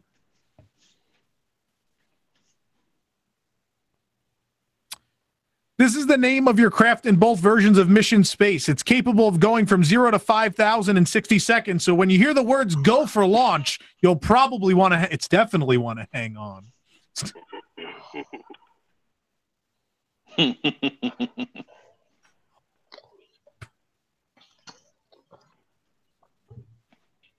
Nope. All right, we were looking for the X2 Deep Space Shuttle. All right, so at the end of our first round, the scores are, I'm waiting for that to close. There we go. John with 2,400, Valerie with 800, and Doug with 200. Are we going to take that commercial break, Nick, or you want to just run through it? We can if we need it. I don't think we do. Mike, are you all right with not? Michael, you're okay with not taking that commercial break? Let's go. All right, Michelle, could you hit us with that wonderful ad, though? Why, yes. WDW News Tonight is brought to you by WDW NTVR. If you... Let's see if I can read this. Read it All right. before. I know. Yes. It's hard. All right. If you live live far away from the parks, WDW NTVR will allow you to visit a virtual Disney resort whenever you like from the comfort of your own home. Stay tuned for the launch of WDW NTVR later this year. See, my handwriting's not that. I don't know if it was live, love. It's whatever you want it to. If you Lerv. You know, I would lerv some Double Jeopardy. Let's see those Double Jeopardy categories. The categories are, oh boy, more of these. 20th century, Fox, before and after the acquisition. No, this is Patrick. Is that about Patrick Hackett? Is that what we're doing there? It is. He's supposed to be here, but... Oh, we kicked him out. That's right. I didn't know that when I kicked him out. Great. Kick me out too. I had to kick you out in order to get Patrick in. Do we need Patrick? Is Patrick back? Do we have Patrick? Get in. He should be able to get in. Someone tell Patrick to get in here. I did. No, this is Patrick. The rest of the recent news, and let's just put Fox in the great movie ride. All right, that's a thing. We're waiting for Patrick, but if anyone's not going to pick no, this is Patrick, we'll let Doug Michael, any of these other categories need an explanation? Before and after, it's a before and after. So, oh, wow. Illuminating. Thank you. Fantastic. Yeah, so like Mission Space Mountain. There you go. So he gave you an example. Okay. So Doug, you are in third place, so why don't you go ahead? Patrick said he's blocked. I think we can only have 9. I'll drop. You'll drop and get then I'll come back. This is fantastic. All right. So Doug, if you want to begin with anything but no, this is Patrick. Okay. You know what then? Let's just put Fox in the Great Movie Ride. Let's just put Fox in the Great Movie Ride for 200. Footlight Parade? Nobody even knows what that is anymore. Let's just put in this Matthew Morrison and Jane Lynch television series. That'll really take this ride in new directions. That is John. What is Twin Peaks? No. Oh, Lynch. Doug. Well, yeah, I'm sorry. I saw David Lynch. What is Glee? Yeah, Glee. Remember that show? Yeah. That was something for a minute, like this show. Yeah. Which lasted longer. Did we beat Glee? We had to beat Glee. We had 5 seasons. I think. We had 74 episodes. Glee is a taboo topic right now. How many of those were good, though? like 2. You Anyway, might be a little too generous with that. Doug, go ahead. All right, let's put Fox in the Great Movie Ride, 400. Sure, Mary Poppins is a classic, but it's boring. How about this action film instead? Let's replace Mary floating with Hans Gruber falling from the top of Nakatomi Tower. John. What's Die Hard? Yep. Let's go ahead and do that for 600. Sure, the alien scene has a good feel to it and is a Fox property, but that property is dead. How about we put in this 1996 Will Smith movie instead? Just got a sequel in 2016, so it must be good. John. What is Independence Day? Yep. 800, please. That's going to be our daily double. John, you have $3,200. What would you like to wager? Let's do 600. 600. Conservative wager. He said 600. There you go. Given our new acquisitions, we can merge the Western and space scenes together, all using one television show. The fanboys will love it. Burn the land and boil the sea. You can't take the sky from me. I'm going to go with, what is Firefly? That's correct. Yes. Was that a guess? Did you not know that? I have a headache right now, so I'm like... Me too. Same. We'll do... This is impressive. 1,000. 1,000. The gangster scene is too gritty for a Disney park. We need to lighten it up. Let's put this classic Joe Pesci courtroom comedy in instead. The only animatronic we need would be 2 Utes. John. What is My Cousin Vinny? Go. You would Skylock. This guy is a monster. He has a headache, too. He knows trivia. These are like not even Disney Parks questions. What is he doing next Wednesday? I'll buy your chicken. I will buy your chicken. I've done two Disney rounds at the trivia, and the first one I did was so brutal that people got like 2s and 3s, and I was like, man, I'm sorry, I'm a Disney nerd. I apologize for this category. All right. There you go. Do we have Patrick yet? Is Patrick in yet? You kicked him out, and now he can't get back in. You have to like send him an invite or something. You can't do that with control? I cannot. We'll just go without him. We'll be fine. I'll be Patrick. Can he call in? Patrick could call in, sure. Oh, yeah. That's good. 407-774-8255. So go ahead, John, pick something that isn't "No, this is Patrick," and we'll keep playing. All right, Fox for 200, please. Fox for 200. Zootopia, Jason Bateman. John. What is Nick Wolf? Nope. Valerie. What is Nick Wilde? Yep, Nick Wilde is correct. Fox for 400. Song of the South, James Baskett. Valerie. Who is Bear Fox? Yep. Fox for 600. Robin Hood, Monica Evans. Valerie. Who is Robin Hood? Nope. Doug. Who's Maid Marian? That's correct. Let's see. 20th Century for 200. 20th Century for 200. 1901, he was born on December 5th in Chicago, Illinois. Jason. No, just John. There's Walt Disney. Yeah, that's right. Shout out if you know him, folks. I have a T-shirt with that on it. I can't believe that was a guess. What is 20th? I'm not. What is 20th century? 20th century for 200, please. For 400. Yeah. 1971. This Tomorrowland attraction was already 2 years outdated when it opened in December. Valerie. What is Flight to the Moon? Yep. I'm gonna take that. You better. Yeah, because the answer they have here is wrong. We're gonna take that. They put Tomorrowland Speedway, which is incorrect. That's right. Oh, You're right. Forgot to update that. My bad. It's all right. We got her. We're going to put that in. We're going to adjust your score. There we go. All right. Go ahead, Valerie. Okay. 20th Century for 600. 1982. This was the only Future World Pavilion to open without an operating ride. Valerie. What is Journey into Imagination? That's correct. 20th Century for 800. 1989, this opening day attraction occupied the location now known as the Hyperion Theater. Valerie. What is Monster Soundstage? No, so close.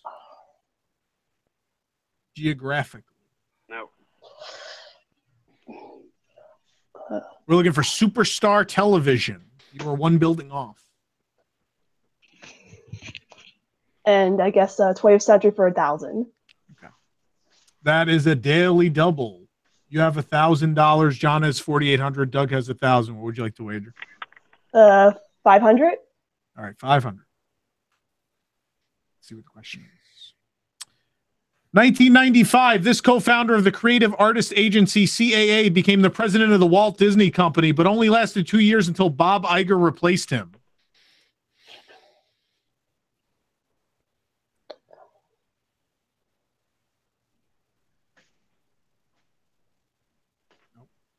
We were looking for Michael Ovitz.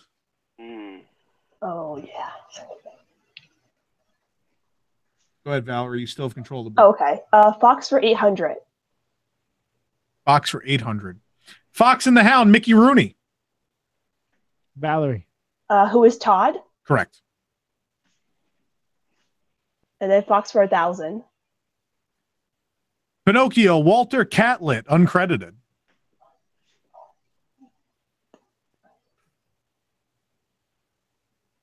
Fox. Honest John, Foul Fellow, goes by many names.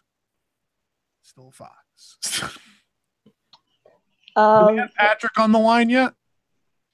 Did that happen, Nick? I should have been watching the phone. Oh, okay. Nick It's was the other way. We have 8 minutes of the show left. Great. Anyway, go ahead. Any category that isn't This Is Patrick. I guess the rest of the news for 200. Squashing rumors that this attraction wouldn't reopen after being closed for nearly a year. It finally reopened with little fanfare on December 11th. That was John. Is that Thank John? you. John. I was getting Patrick. What is the Hall of Presidents? That's correct. All right, we do have Patrick now, so Patrick's category is open. So no, This Is Patrick. All questions about WDW NT staff member Patrick Hackett is now available if you'd like to choose that. But go ahead, John. Let's do 400 in that category. Okay. Rest of recent news. Oh, I just did that one. I did the wrong question, didn't I? No. What? Didn't we? Oh, this is different. It starts with the same word. All right. Squashing rumors that this restaurant wouldn't open after being under construction for nearly a year. It finally opened with little fanfare on December 31st.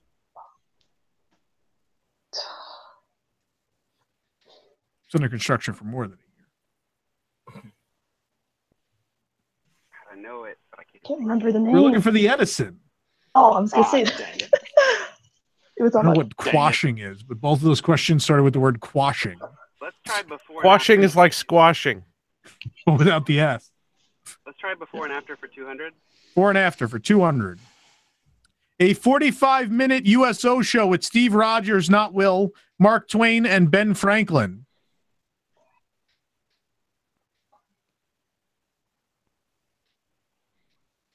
What is the Captain American Adventure?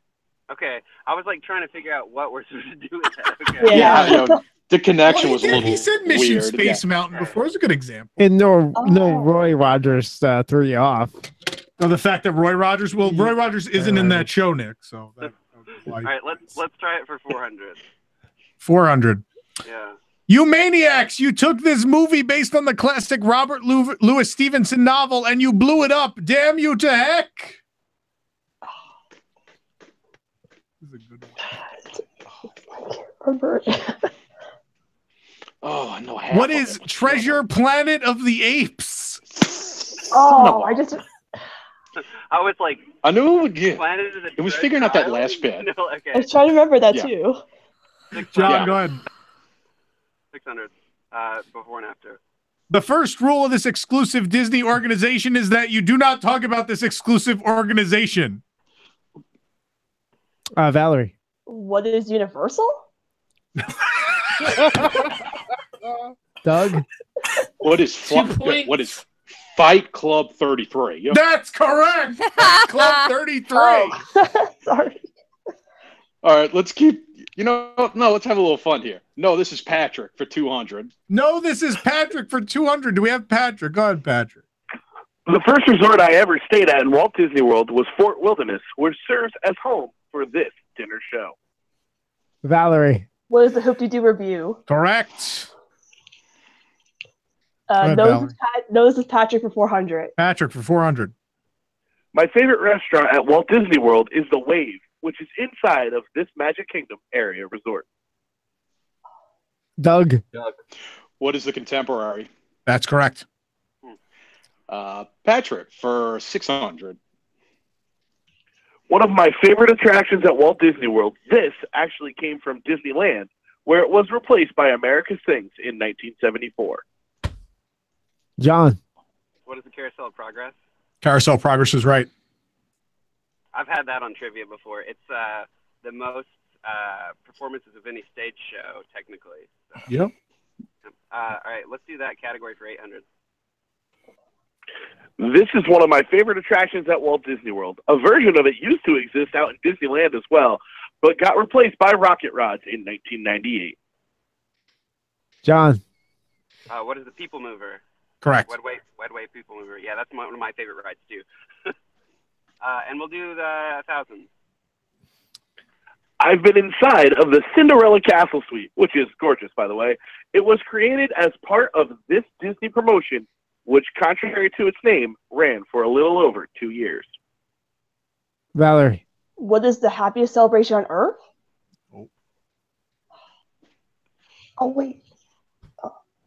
I can't answer again, right? No. Oh, I just had it. Anybody else? We're looking for the Year of a Million Dreams. Yeah, I knew it. Oh, why did I say happy celebration? Let's do 800 before and after, please.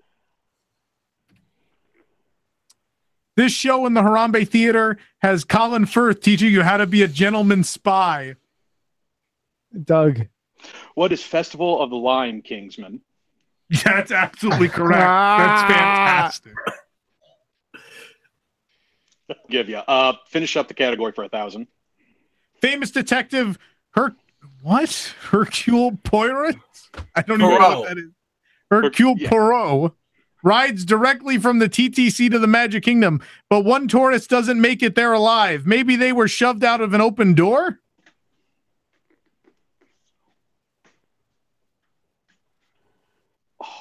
I'm going to kick myself. What is Murder on the Orient Express monorail? Dang it! Dang it! That was on the tip of my tongue. If I didn't butcher the name, you guys probably would have been better. Well, I knew what it was, but it was just trying to figure out the connection. I mean, that one's weird. Those are always tough. Go ahead, Doug. Yeah. 600, recent news. Beginning with the trip with the 3 monorail resorts near the Magic Kingdom, Walt Disney World Resort hotels will no longer provide guests with door signs saying this. Doug. What is Do Not Disturb? Correct. 800. Starting in 2018, guests staying at this category of non-Disney owned hotels will have advanced access to FastPass Plus.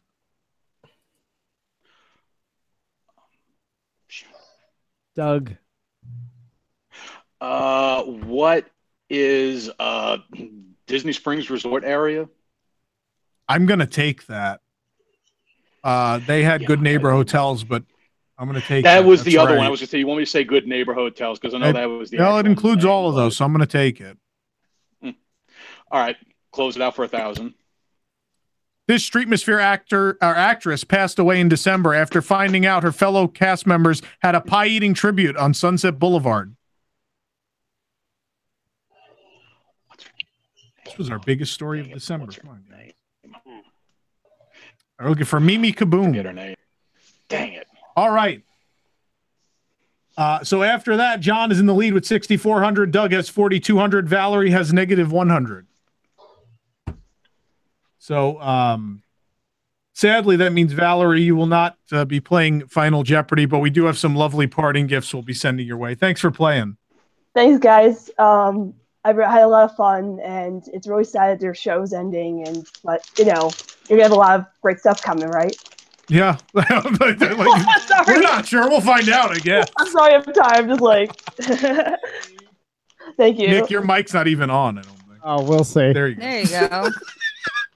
All right. Well, let's go on. John and Doug, let's do Final Jeopardy. The category is so long, and thanks for all the fish. That's the category. Go ahead and Michael, how are they writing down their wagers here? Through the if they have paper, write it down on that, or otherwise on your phone. Well, I did. Yeah, it should have been in the instructions. That paper and pen. Yes, hopefully, you guys have a pen and paper. Write down your wager.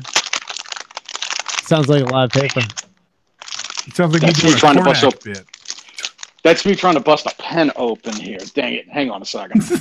Don't worry, it's I got 12 o'clock already. Oh, I only have the flu, but that's cool. What? The flu? All Well, right. why did you do a post show this week, Tom? Because it's already 12. All right. Are we ready?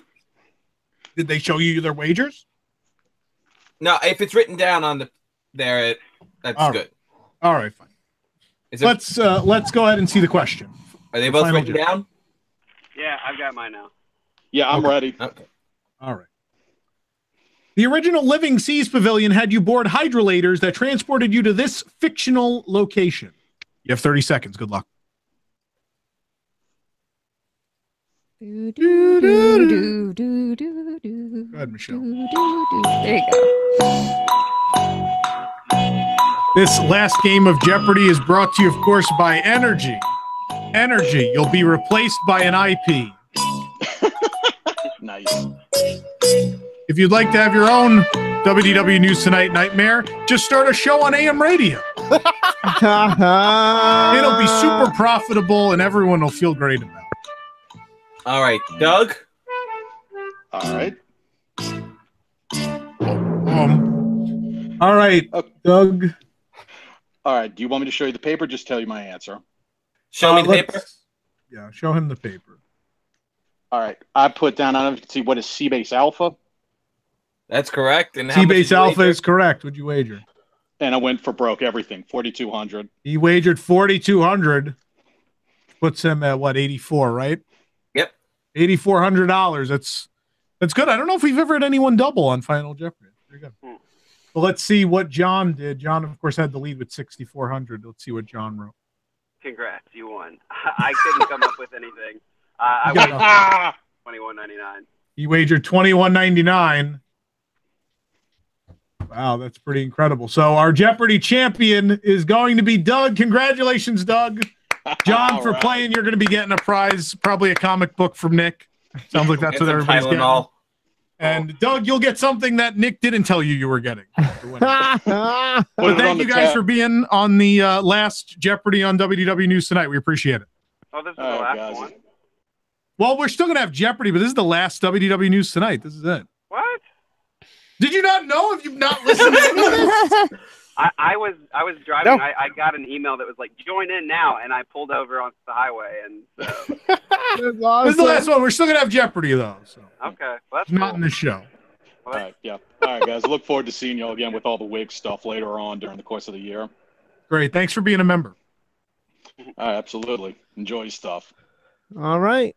Oh, Tom, one other quick question before we go. I know you said you're doing weekly YouTube in the park show. Is there any possibility of any of us wig members get in there, possibly being part of it? I like Wigger. That's amazing. Yeah, I had to catch myself. Yeah.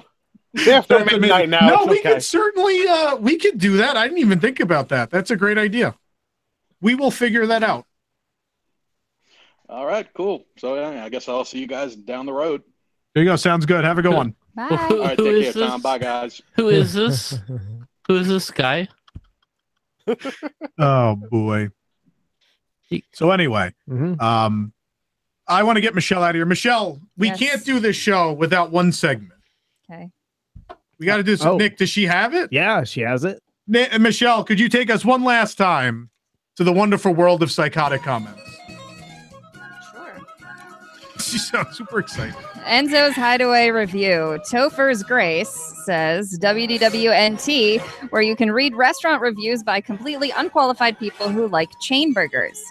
Mike H says, unqualified? Please define what a qualified restaurant reviewer is for the rest of us commoners. I mean, I'm sure there is a licensing exam or four-year college you are required to go to for this. Please help us understand.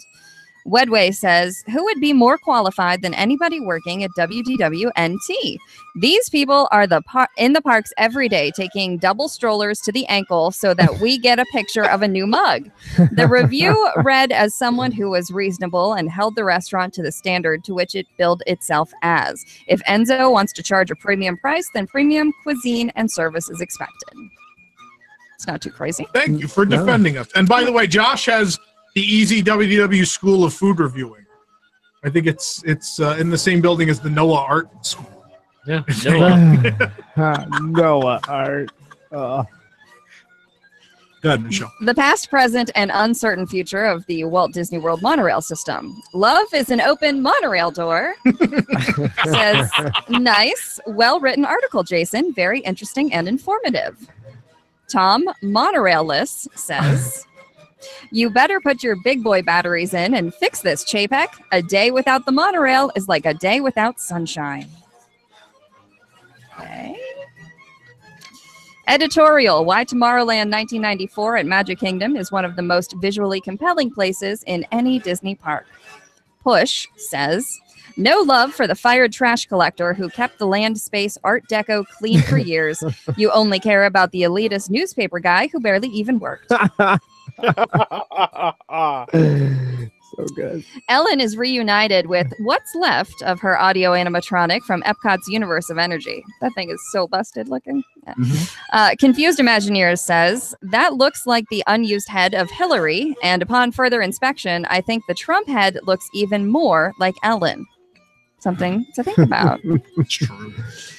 Audio animatronics literally lose their heads at California Adventure and Disneyland Paris. Queen of Hearts says, this is #MeToo.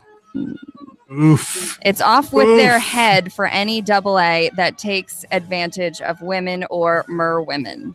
Michelle, it's time for your nerdy Disney fan lesson of the week. You ready? AA. AA. Audio animatronic. Yeah. That's what all the cool kids call. AA. It's an AA, yeah. But So it's if a you want to AA. sound cool next time, Say AA. oh, look at that AA. Anthony will be super impressed. I'll try it. How much does 20,000 Ursula heads cost?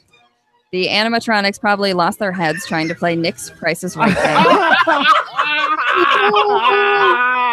Oh, man. WDW News Tonight will come to an end January 31st. Oh, boy. WDWNT.com announces new and returning programming. Main Street Electrical Parade says, last show ever has been my tagline for almost 30 years. Are you going into the Disney vault? Yeah, we're going to Anaheim next year with this show. Get ready. Diet Snoke says, no! Larry Elder has won. See, Larry Elder has won. Anti-Larry Elder fan group president says, damn you, Larry Elder! Oh, man. We completely, not only did we start him late, we completely filled his time slot. We did. We took him off the air one last time. Tom our Consciousless says, are you just going to leave us Disney maniacs to watch these inferior podcasting freaks? I had to listen to a Diz Unplugged panel yesterday, and I blame you and Nick for that. You'll get your blood money, Patreon subscription, if that's what this is all about. Wow. Patty the Paddlefish says, oh, Patty the Paddle. I have truly enjoyed watching this every Wednesday night. I am sad to see it go. #thanks Shanghai. Nice. There's the paddlefish. There's Patty. Bye, Patty. Disney Guy says, many thanks to Tom, Nick, Michelle, Jason, and the rest of the team who made news tonight so much fun to listen to each week. Thankfully, a WIGS membership is $117 less than a Disney After Hours ticket, so I will be enjoying all the programming there. Can I say something? That's the comment that made me message you guys. Because it had so many in-jokes. Yeah. That's the one that was like, are we making a mistake? Well, here's another one for you. Tree of Dice fan says. Oh. now I'm remembering why I canceled this show. Can Tom and Nick are angry about things come back for the last week? I love the intro. Well, maybe we'll just play the intro. River Country Zika says, what about March Tragic? I hope it will come back. March Madness and March Tragic are happening. They'll be their own event. We'll be on. We still got to figure out the logistics of that. It might be just very similar to the News Tonight show. The ghost of Ronald Reagan says, I can't do a Ronald Reagan voice. Sorry, everyone. Wait, so I won't be able to showcase my handsome mug on that YouTube stream? That's it. I'm so haunting you now, Tom. Thanks. Oh, he's coming home. I'm not leaving Ray. him here. Nick, will anyone notice if he's gone? No. Terminator Chapek says, hasta la vista, baby. And finally, Tom Showless says, Walt Disney is rolling over in his grave. And that, my friends, is the wonderful world of psychotic comments. And Wiggs brought us the wonderful world of psychotic comments. We're going to talk about that enough. Michelle doesn't have to be. Michelle, you can go home. How about a round of applause for Michelle, who came in despite having the flu because it was the last show. Thank you, Michelle. Love you. Love you too. And don't worry, Michelle is going to be doing voices and all kinds of stuff for a bunch of our other shows. So you'll hear plenty of Michelle. Bye. All right.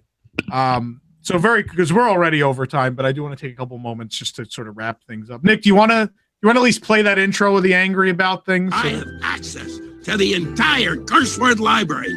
This new console is done. It's a damn poor mind indeed. Can't think of at least 2 ways to spell a word. No privacy is all around this flight. I don't like Sam. I don't like change. It was bad. It was awful. I was down. Get him away. Hey, boo! There you go. I went off what I was angry with the whole last hour. So yeah, we don't need that. But you got your intro. That was a fun segment. We stopped doing that a while ago. I'm mad that Enzo's is bad. You know what I'm mad? I'm mad you couldn't find the other segment. I couldn't find it anywhere. I thought it was on my hard drive that I brought with me, and it wasn't. So, fun fact, we were going to do 2, 5, and 7 seconds, which was a segment from the radio show, but we couldn't even find the audio intro. It didn't even exist anymore. It's somewhere on my old hard drive, yeah. It's all right. We're well over time. We are. So I just want to end this. We're going to open those phone lines real quick and take as many of you. Be as brief as you possibly can, because we do want to get people to home and to bed, namely Josh. I'm very tired. As quickly as possible, but we've been on for a very long time tonight. And many of you are still with us, which is unbelievable. Thank you guys for staying up late with us for the last show. So I don't know if Nick, you already got people queued up or. Yeah, we got Jonathan on the line. Hey, Jonathan. Hey guys, how's it going? It's going.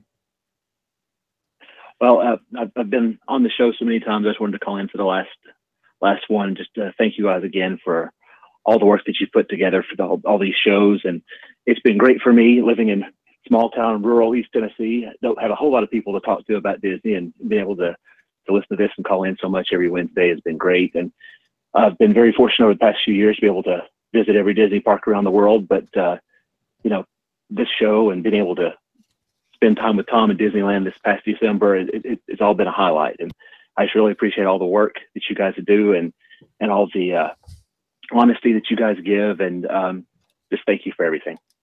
Well, thank you. I'm glad. The fact that it meant so much to all you guys was worth it. Why it logistically didn't necessarily work out, it was, we had a ton of fun, and we're glad everybody else did too. Appreciate it, guys. Thank you so much. And we'll still be around. This isn't the end. We're just doing different stuff.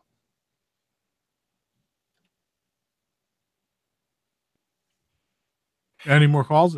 No, Okay. No one else on hold. So 407-774-8255. We had a couple people in here too. Jason, obviously, or Michael's here. Who else is? I don't know who else is here. I'm here. Ashley's here. Hi. A couple people who have been on this show quite a bit. Josh is still here, but he's like half asleep. Yeah. Aw, We'll be quiet so you can fall asleep. It's fine. poor Josh. You want to fight about something? Sleep in the car on the way. Tom. Yeah. Can we reminisce some of our favorite moments of the show? Yeah, that's what I wanted to do. Go for it. So it was actually the episode before I got to talk to you and was brought on. We were playing match game. And the question was, passing by Shanghai, you can see blank. And this was the first episode that Michelle wasn't around. So in the chat, I had actually texted, I wrote Michelle Wargo because that's how far away Nick scared her.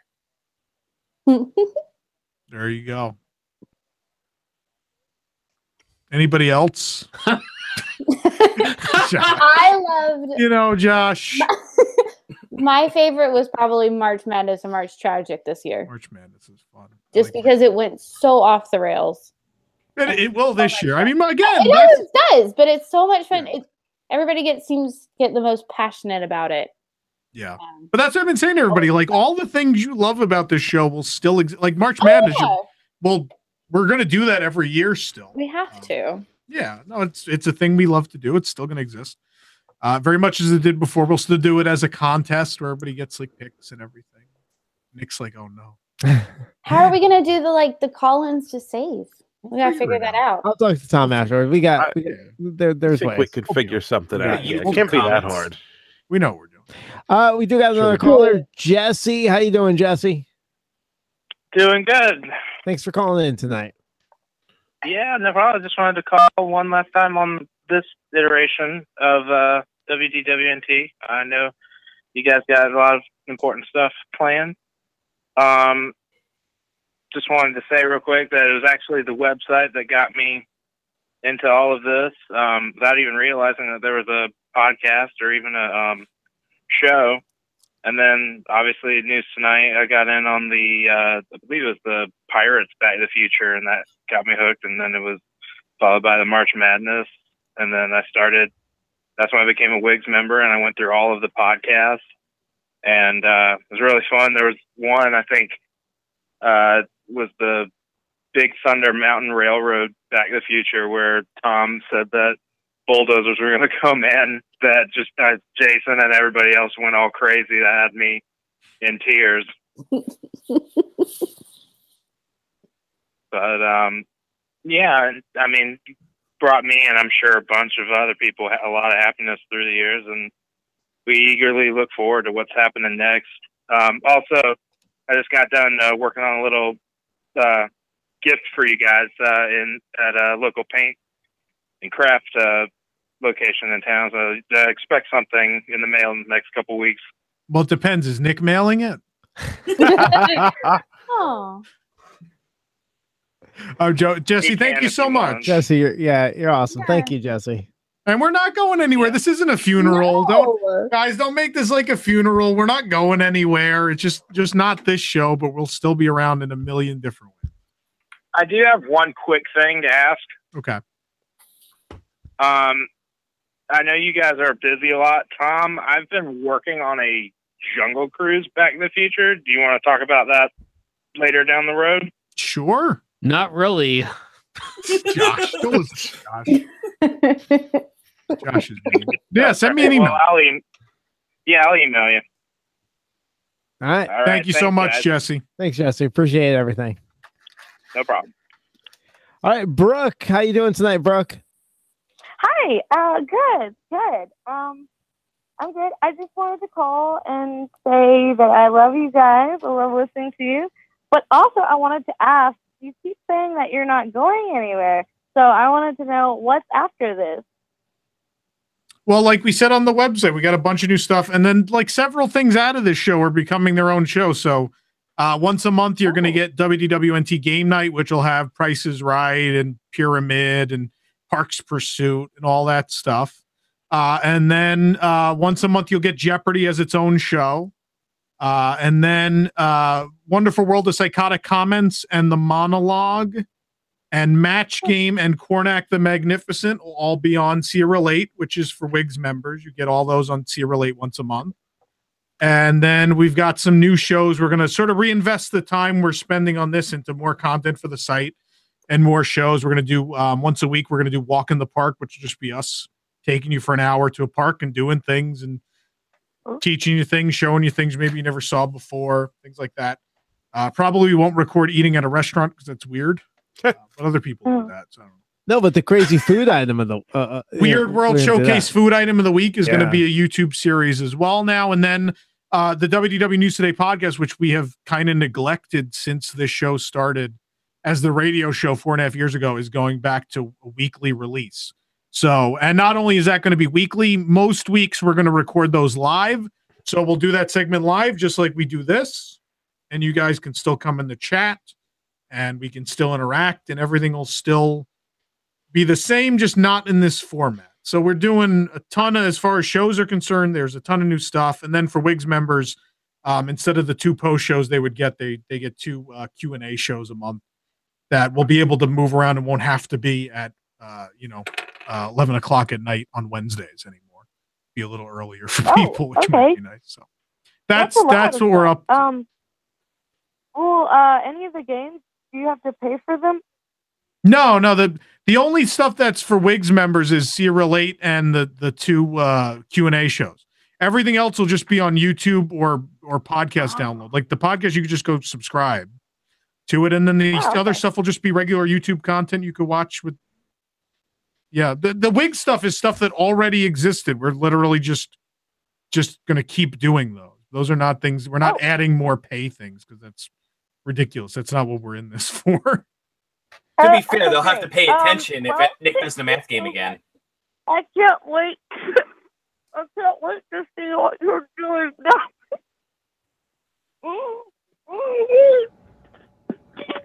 Okay. It seems sad. I don't know though. Was she crying? It really seems sad, and I will. I don't know. It's hard to tell. I hope she's all right. Oh. I do. I know. She hung Please up. don't cry. We're still gonna have a lot. We're gonna have a lot of. I mean, I got choked up a little earlier today, but we're not going anywhere. I mean, No, it'll definitely eventually. No one's making this easy. weird. Oh, we can't end. We can't end this, Tom. Day, but Do we have any other calls? Courtney, how you doing tonight? I'm good. I'm not going to cry, I promise. Please, because that's heartbreaking. That was hard. I wanted to thank you guys. I think everybody is just upset because this show is such a good representation of what kind of sets you guys apart from a lot of the Disney bloggers. Instead of kind of acting like, I don't know, actors. This is boring. If I can get the cry girl back. Josh, shut- I don't turn care off- about. I don't Nick, care turn about off this. his mic. I don't care about. Turn this. off his mic, Nick. I'm sorry, I was going Courtney. to Go ahead. include Josh in this. But Don't include him. He's boring. You're walking to Tots tomorrow. Boring. Courtney, please go ahead. You show respect to your audience. You don't act like we're, people watching you on stage. You understand that we're all Disney fans, and you kind of provide us a space to, make friends with each other and talk to you guys. And I don't know. I think this show is a good representation of, that's what sets you guys apart. So I just want to thank you for that. Thank you very much. I mean, that was kind of the intention. Was we learned a lot of things over the years, and the idea was to throw like the stuff that worked really well and that we liked into a show. So I'm glad that people caught on to that. I'm glad people felt that way. So we did like I said in the post, the show wasn't a failure. It was a job well done. It just it was things we couldn't control. The radio station just never believed in this, even though we had a bigger crowd than any other show that is produced in this studio or in this building. And they just didn't seem to understand that. So a lot of things we were promised never happened. And beyond that, like there's not so much time goes into this one single show a week that could be turned into so many other things that I think could have had a bigger impact. And that's kind of what we're trying to do. Is obviously we still think a lot of this show works. And so we're still holding on to most of the segments in this show will live on. So it's the end of them all being together on a Wednesday night from 9 to 11. Which is sad because it is. I get like the community aspect, and I know like it's fun to come together and interact every Wednesday. So I get that, but at the same time, we weren't seeing any audience growth, and the radio station wasn't cooperating, and it's just such a huge time commitment instead of doing this more segmented and being able to kind of control it a little better. And if you're good at trivia, Hunter's Creek. He's ridiculous. Hunter's Creek, 7 o'clock. Gators Dockside. Nick, turn his mic off. Please. I'm sorry, Courtney. It's okay. I usually get like second or third place in trivia. I probably wouldn't be. I'll forget what I said. Or on this show, Nick's questions just usually didn't work out and everybody won. What happened most Everybody weeks. loses. It's fine. It's all in the team name, though. Do you have a good team name? Josh, do we have a good team name? If it can't be said on the show, don't say it, please. No, it can't be said on the show, so we're not going to say it. I'll tell you on Sierra Late next month. How about that? Always selling subscriptions. Shut up. You're the worst. Well, thank you, Courtney. Thank you, Courtney. We'll talk to you soon. Yeah, thank you guys. We're not going anywhere. Nick, we're gonna have to do another tree of dice on our game night. Heck yeah, we are. We're gonna have fun with that. It's like a funeral. I'm getting sad. It's like we're all dying.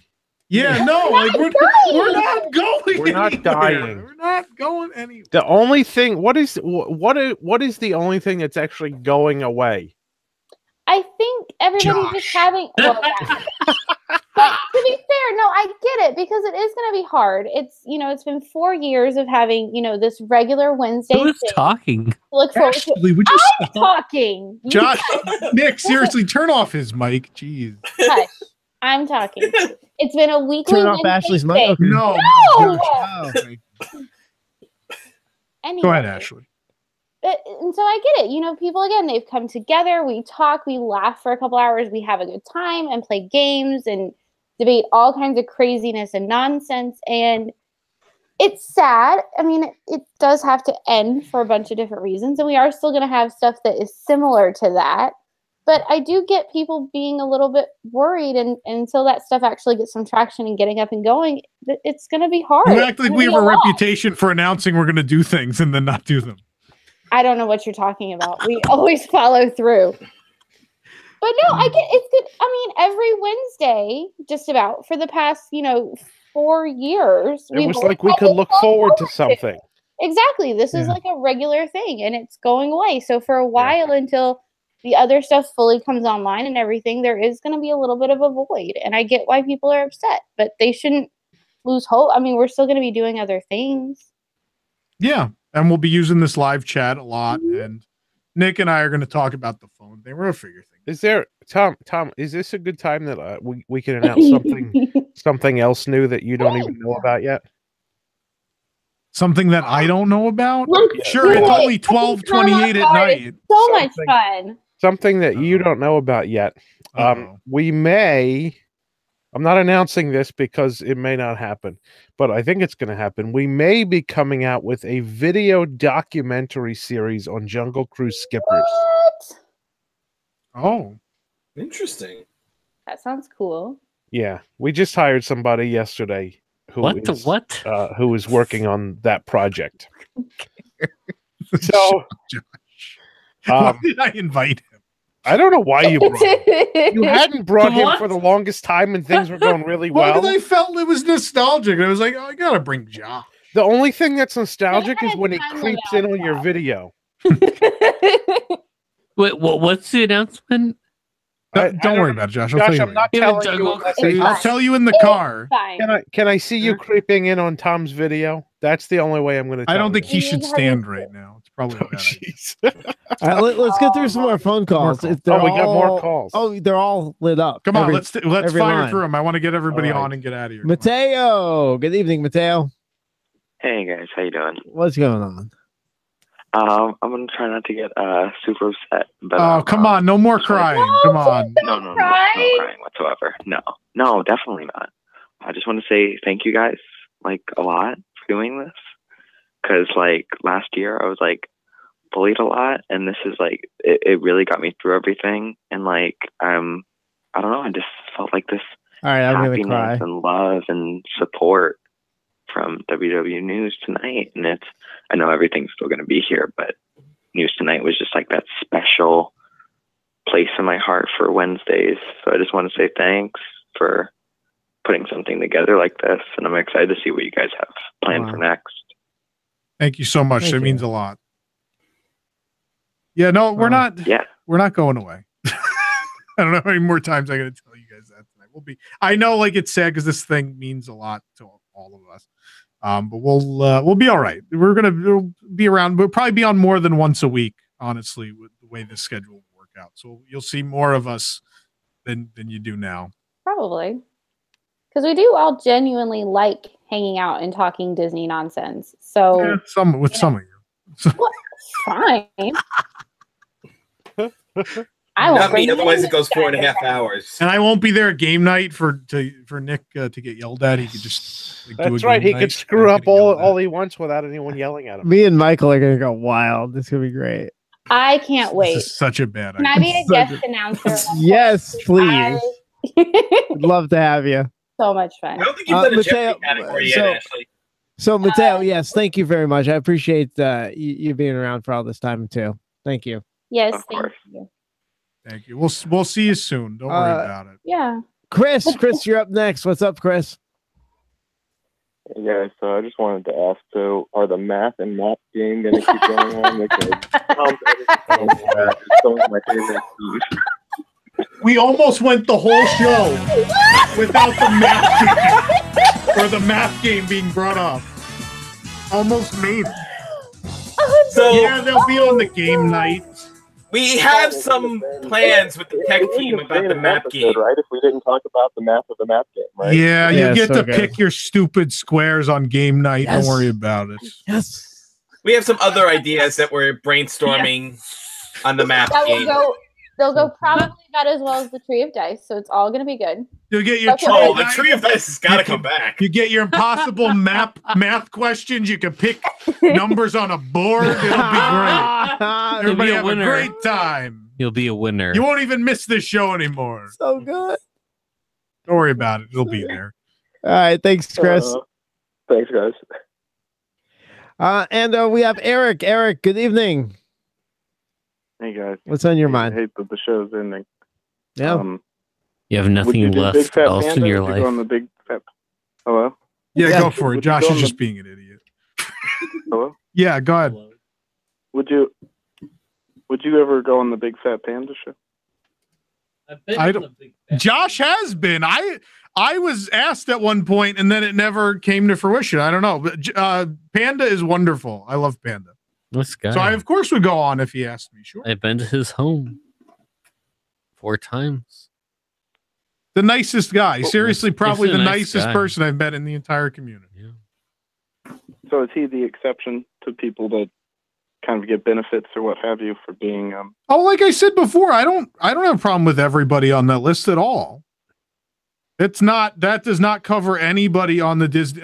Does not cover everybody on that media list. There are plenty of wonderful people on that media list, and Panda is certainly one of them. Would you a segment for your new endeavors, could one be that you attend a theme park review meetup? No, no, it can't. Oh boy. Screw it, I'll go. We'd be blocked. Oh boy. We'll send Ashley. I'll go.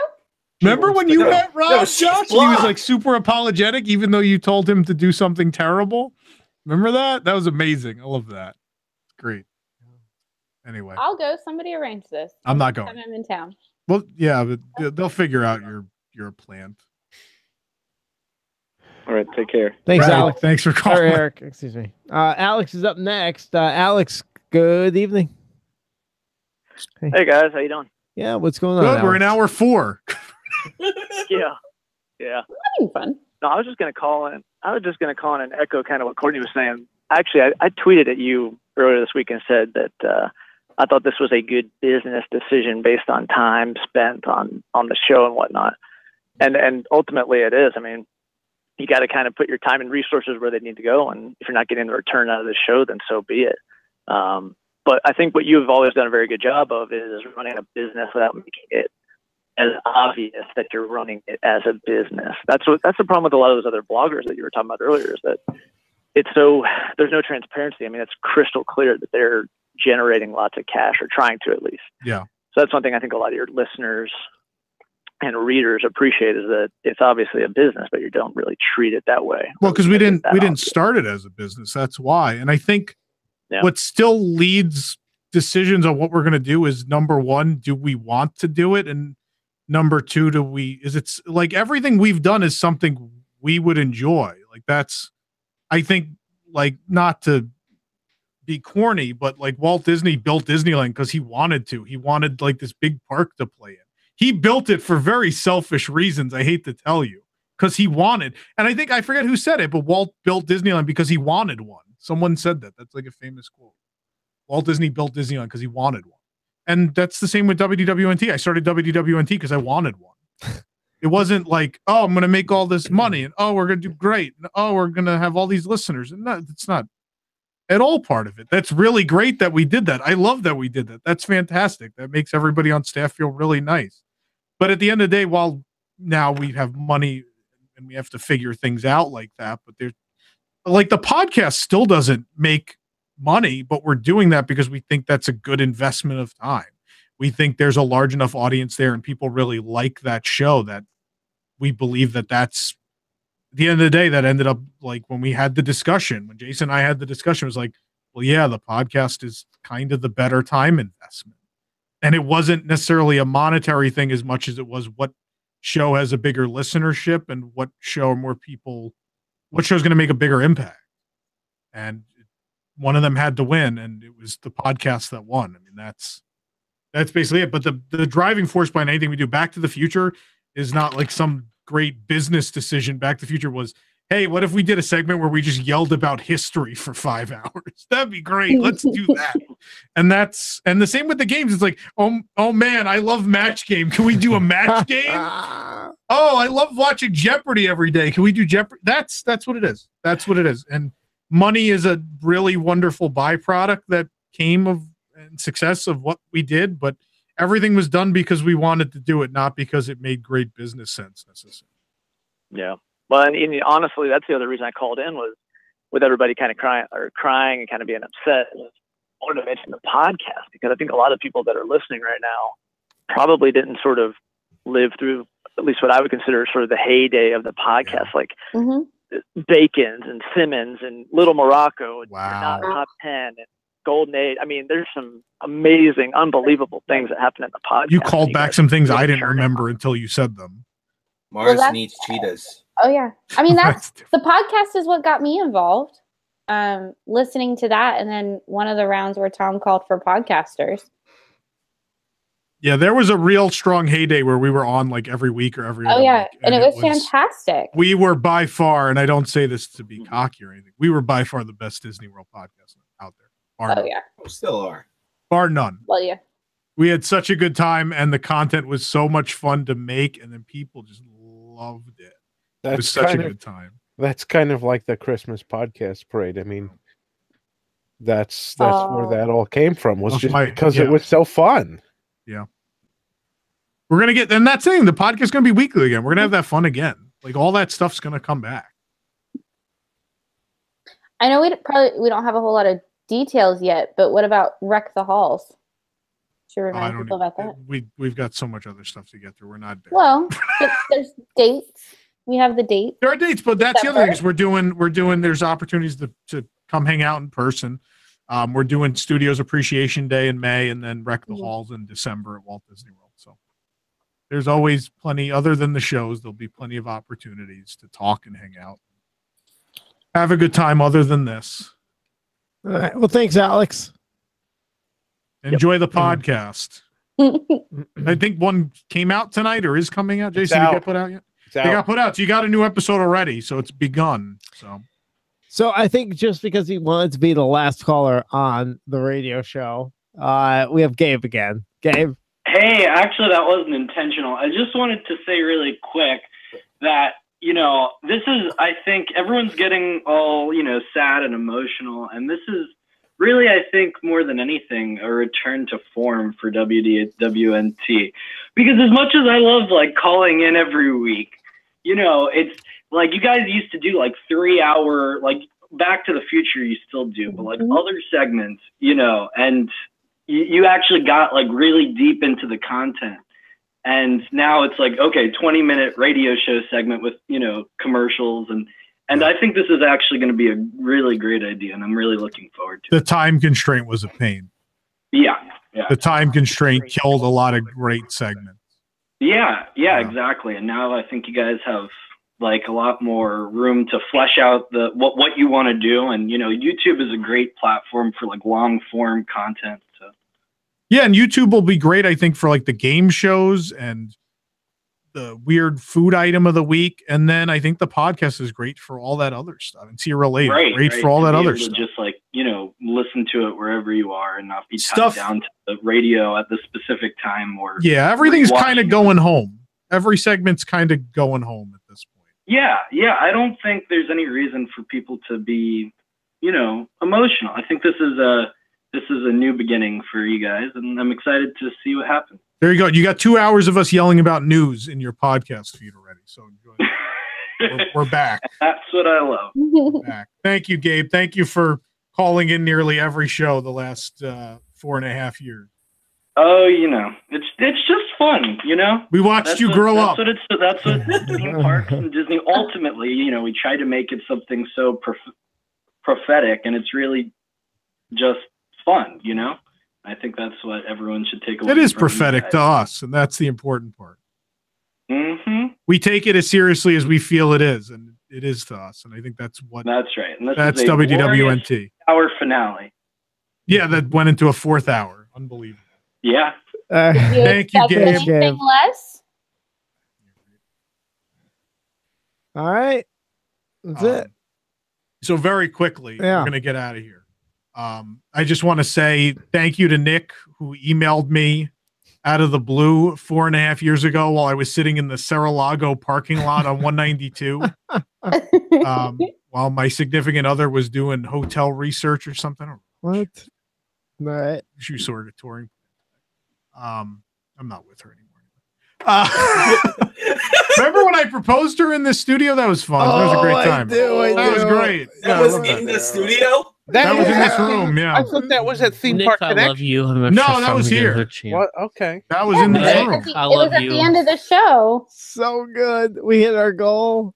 So I want to thank Nick for starting this whole journey. So if any of you came on board because of the radio show or because of News Tonight, you have Nick to thank, because this was not on my radar. This was not a thing we were planning. It was an opportunity that Nick said, hey, we could do this. I didn't even know Nick, and Nick just thought we were the right people to contact, and he was probably right.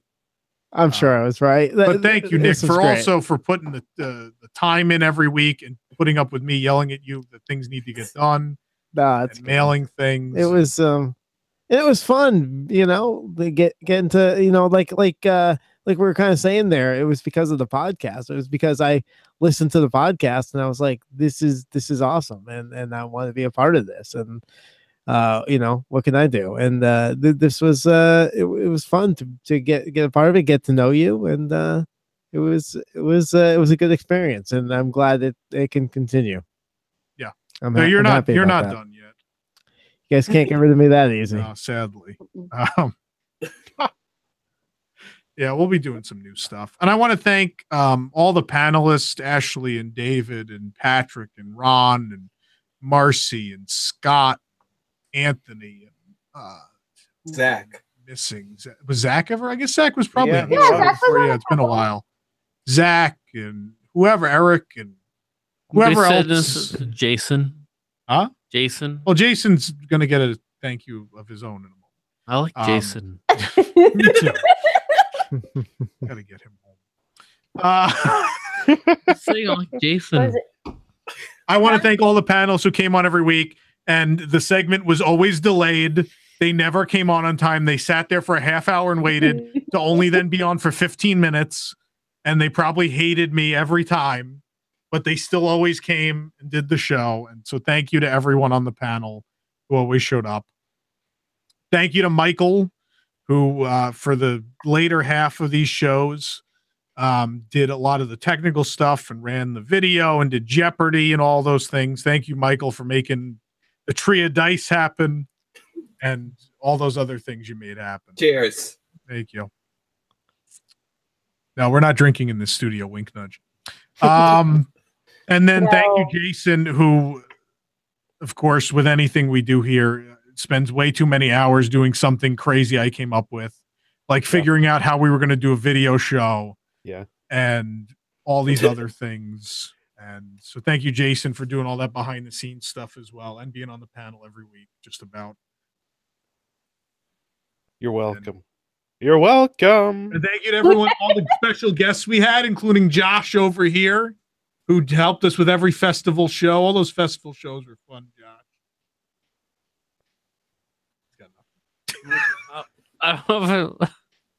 He's crying. No. You know, I care more than I lead on. Jason. Y'all guys, you mean a lot to me. Aww. Tom, you mean a lot to me. Nick, you mean more than I could ever. You'll get another hug. This is amazing. Thank you, Josh. Even Michelle. Josh is always there to help out. And thank you to Michelle, who, even though she only showed up half the time, was more than willing to help out with the show as well. And then I want to say thank you to everyone who listened, because while we said the show didn't do everything we wanted it to do, there are thousands of you who listen to this show every week, a really sizable audience. And I want to again assure you, please come along with us on this ride. Come to the other shows. Support the segments you liked. If you love Jeopardy, please keep coming to Jeopardy shows. You like, the discussions on this show, please subscribe to the WDW News Today podcast. We're going to have them there. They're longer form. We don't have commercial breaks we have to get to. It's a really nice place if you just want to hear people yell at each other about Disney and have a good time for a couple hours every week. And then if I hate that it's a charge thing, because I don't want to feel like I'm saying to you guys, oh, you should buy this thing, because that's mean. But we do still, if you love the monologue and you love me being ridiculous and completely out of control and want to hear us say things we couldn't say on this show or any show, it's still there on See You Relate, which is still my favorite thing. And it's better than this show, and it only costs $2 a month. $2 a month, which we're using to pay all the writers who are doing and video creators now that we just hired a ton of new people. And we're using that money to make sure they give you more content. You noticed, I'm sure, in the last week or two, we are pumping out more pieces per day than we ever have. And we're paying these people to do that. So, which, if you think about it, for the same price as one Disney After Hours ticket, you can join us and become a WIGS member for 5 years. There you go. You'll get 5 years worth of content from us for what you'd get from Disney for 5 hours. Yeah. And the reason we have it at $2 a month, and at $2 you get 3 shows a month, because we're really just doing it to make sure we can make ends meet with all those new writers and everything. So, and there's some great stuff. And again, if you want to talk to us for an hour with just an open Q&A every month, we're going to have those on there too, because that's a great forum where we can do that. But again, we're going to do live podcasts on WDWNtunes.com. Patrick's bringing back Around the Hub. We got Walk in the Park, all this great new stuff. And then all the segments you love are going other places. So this will exist. But I feel the same way as you do. I know it's still somewhat not the same. And I love this show. I love doing the monologue. The monologue's my favorite thing. I love doing it. Even when it's terrible. I love that. I love saying something ridiculous and seeing what the reaction is going to be. And it's been a wonderful outlet for me, because just writing news all week is really boring. And while it can be fun at times, the most fun is getting to do shows and things like this, and doing a monologue and having a good time. And so I'm going to miss this every week a lot, even though it was a tremendous amount of work and sometimes meant that no Wednesday ever could be, a date or anything else I had to do in my life. I wouldn't trade it for anything, because the show is really wonderful and I love it. And we love all of you who listen. And again, we're going to be here. Don't worry about it. So, anybody else got anything else they want to say? Nope. I think everybody. No, I think you summed it up pretty well. I'll be back here next week. We'll be back here next with week. Josh, right? By yourself. And Josh. You and Josh, new show. Yeah. Jeez. But stay tuned. We have lots of information. 60. Tom, thank you. Poor Josh. Because you brought us all together. You were the Walt Disney of this organization, of this radio show that really brought us together, let us have fun. And thanking everybody else. We haven't thanked you because without you, none of this would be possible. Oh, without the rest of you, none of it happens either. I can't. No one. This show is a tremendous undertaking that took a lot of people and a lot of ridiculous hours, including that Jaws commercial, which we aired once this show. Tom's rolling over in his grave because the show is ending. You know. No, I need to make $119 more than a Disney After Hours ticket during. I will say shout out to Nick for getting that done so quickly, so close to the show. Yeah, thank you, Nick. I did the first half, and Nick really went very quickly and finished that second half of that. We will play it right after the closing song. We'll play it one more time. Sure, that sounds good. So stay tuned. All right. Well, thank you everyone for listening to WDW News tonight. It has been a pleasure. I'm sorry if I was mean to you. You're fine. Josh, all right, and remember, kids, we keep moving forward, opening new doors and doing new things because we're curious, and curiosity keeps leading us down new paths. Good night.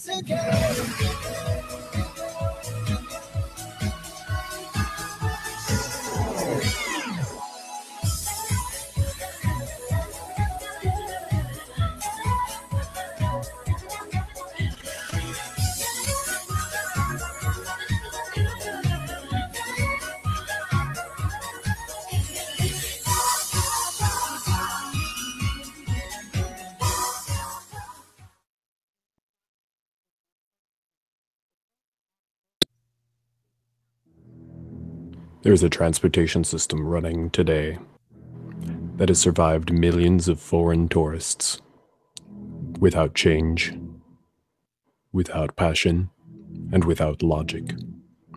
It lives to kill. A mindless, moving machine. It will attack and devour anything. It is as if God created the devil and gave it a concrete beam to run on.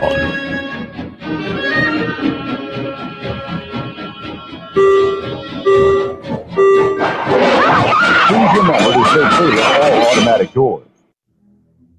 This is WDWNT's extraordinary motion picture version of Instagram's vertical video, Doors. I just found out that the doors on this monorail opened while people were riding last week. And you knew it. You knew those doors could open. You knew it was dangerous. But you let people ride it anyway. Did you see that?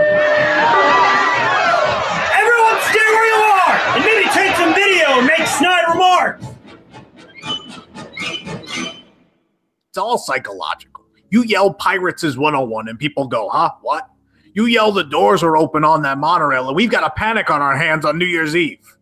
Is it true that monorail doors can open without anybody leaning on them? Yeah. What we're dealing with here is an imperfect engine. A broken machine. We're not only going to have to close the monorail, we're going to have to buy a whole new fleet. Bad dreams. I'll build you a new fleet as long as you put my company's logo on them. Did you hear your father? Stop leaning on those doors right now. These open doors will swallow you whole. You're going to need more stickers. There's 20 people in that car. 25. 3 tons of them with those ECVs. No blogger's fantasies of evil can compare with the reality of Doors. Roy Scheider, Robert Shaw, Richard Dreyfuss. Doors.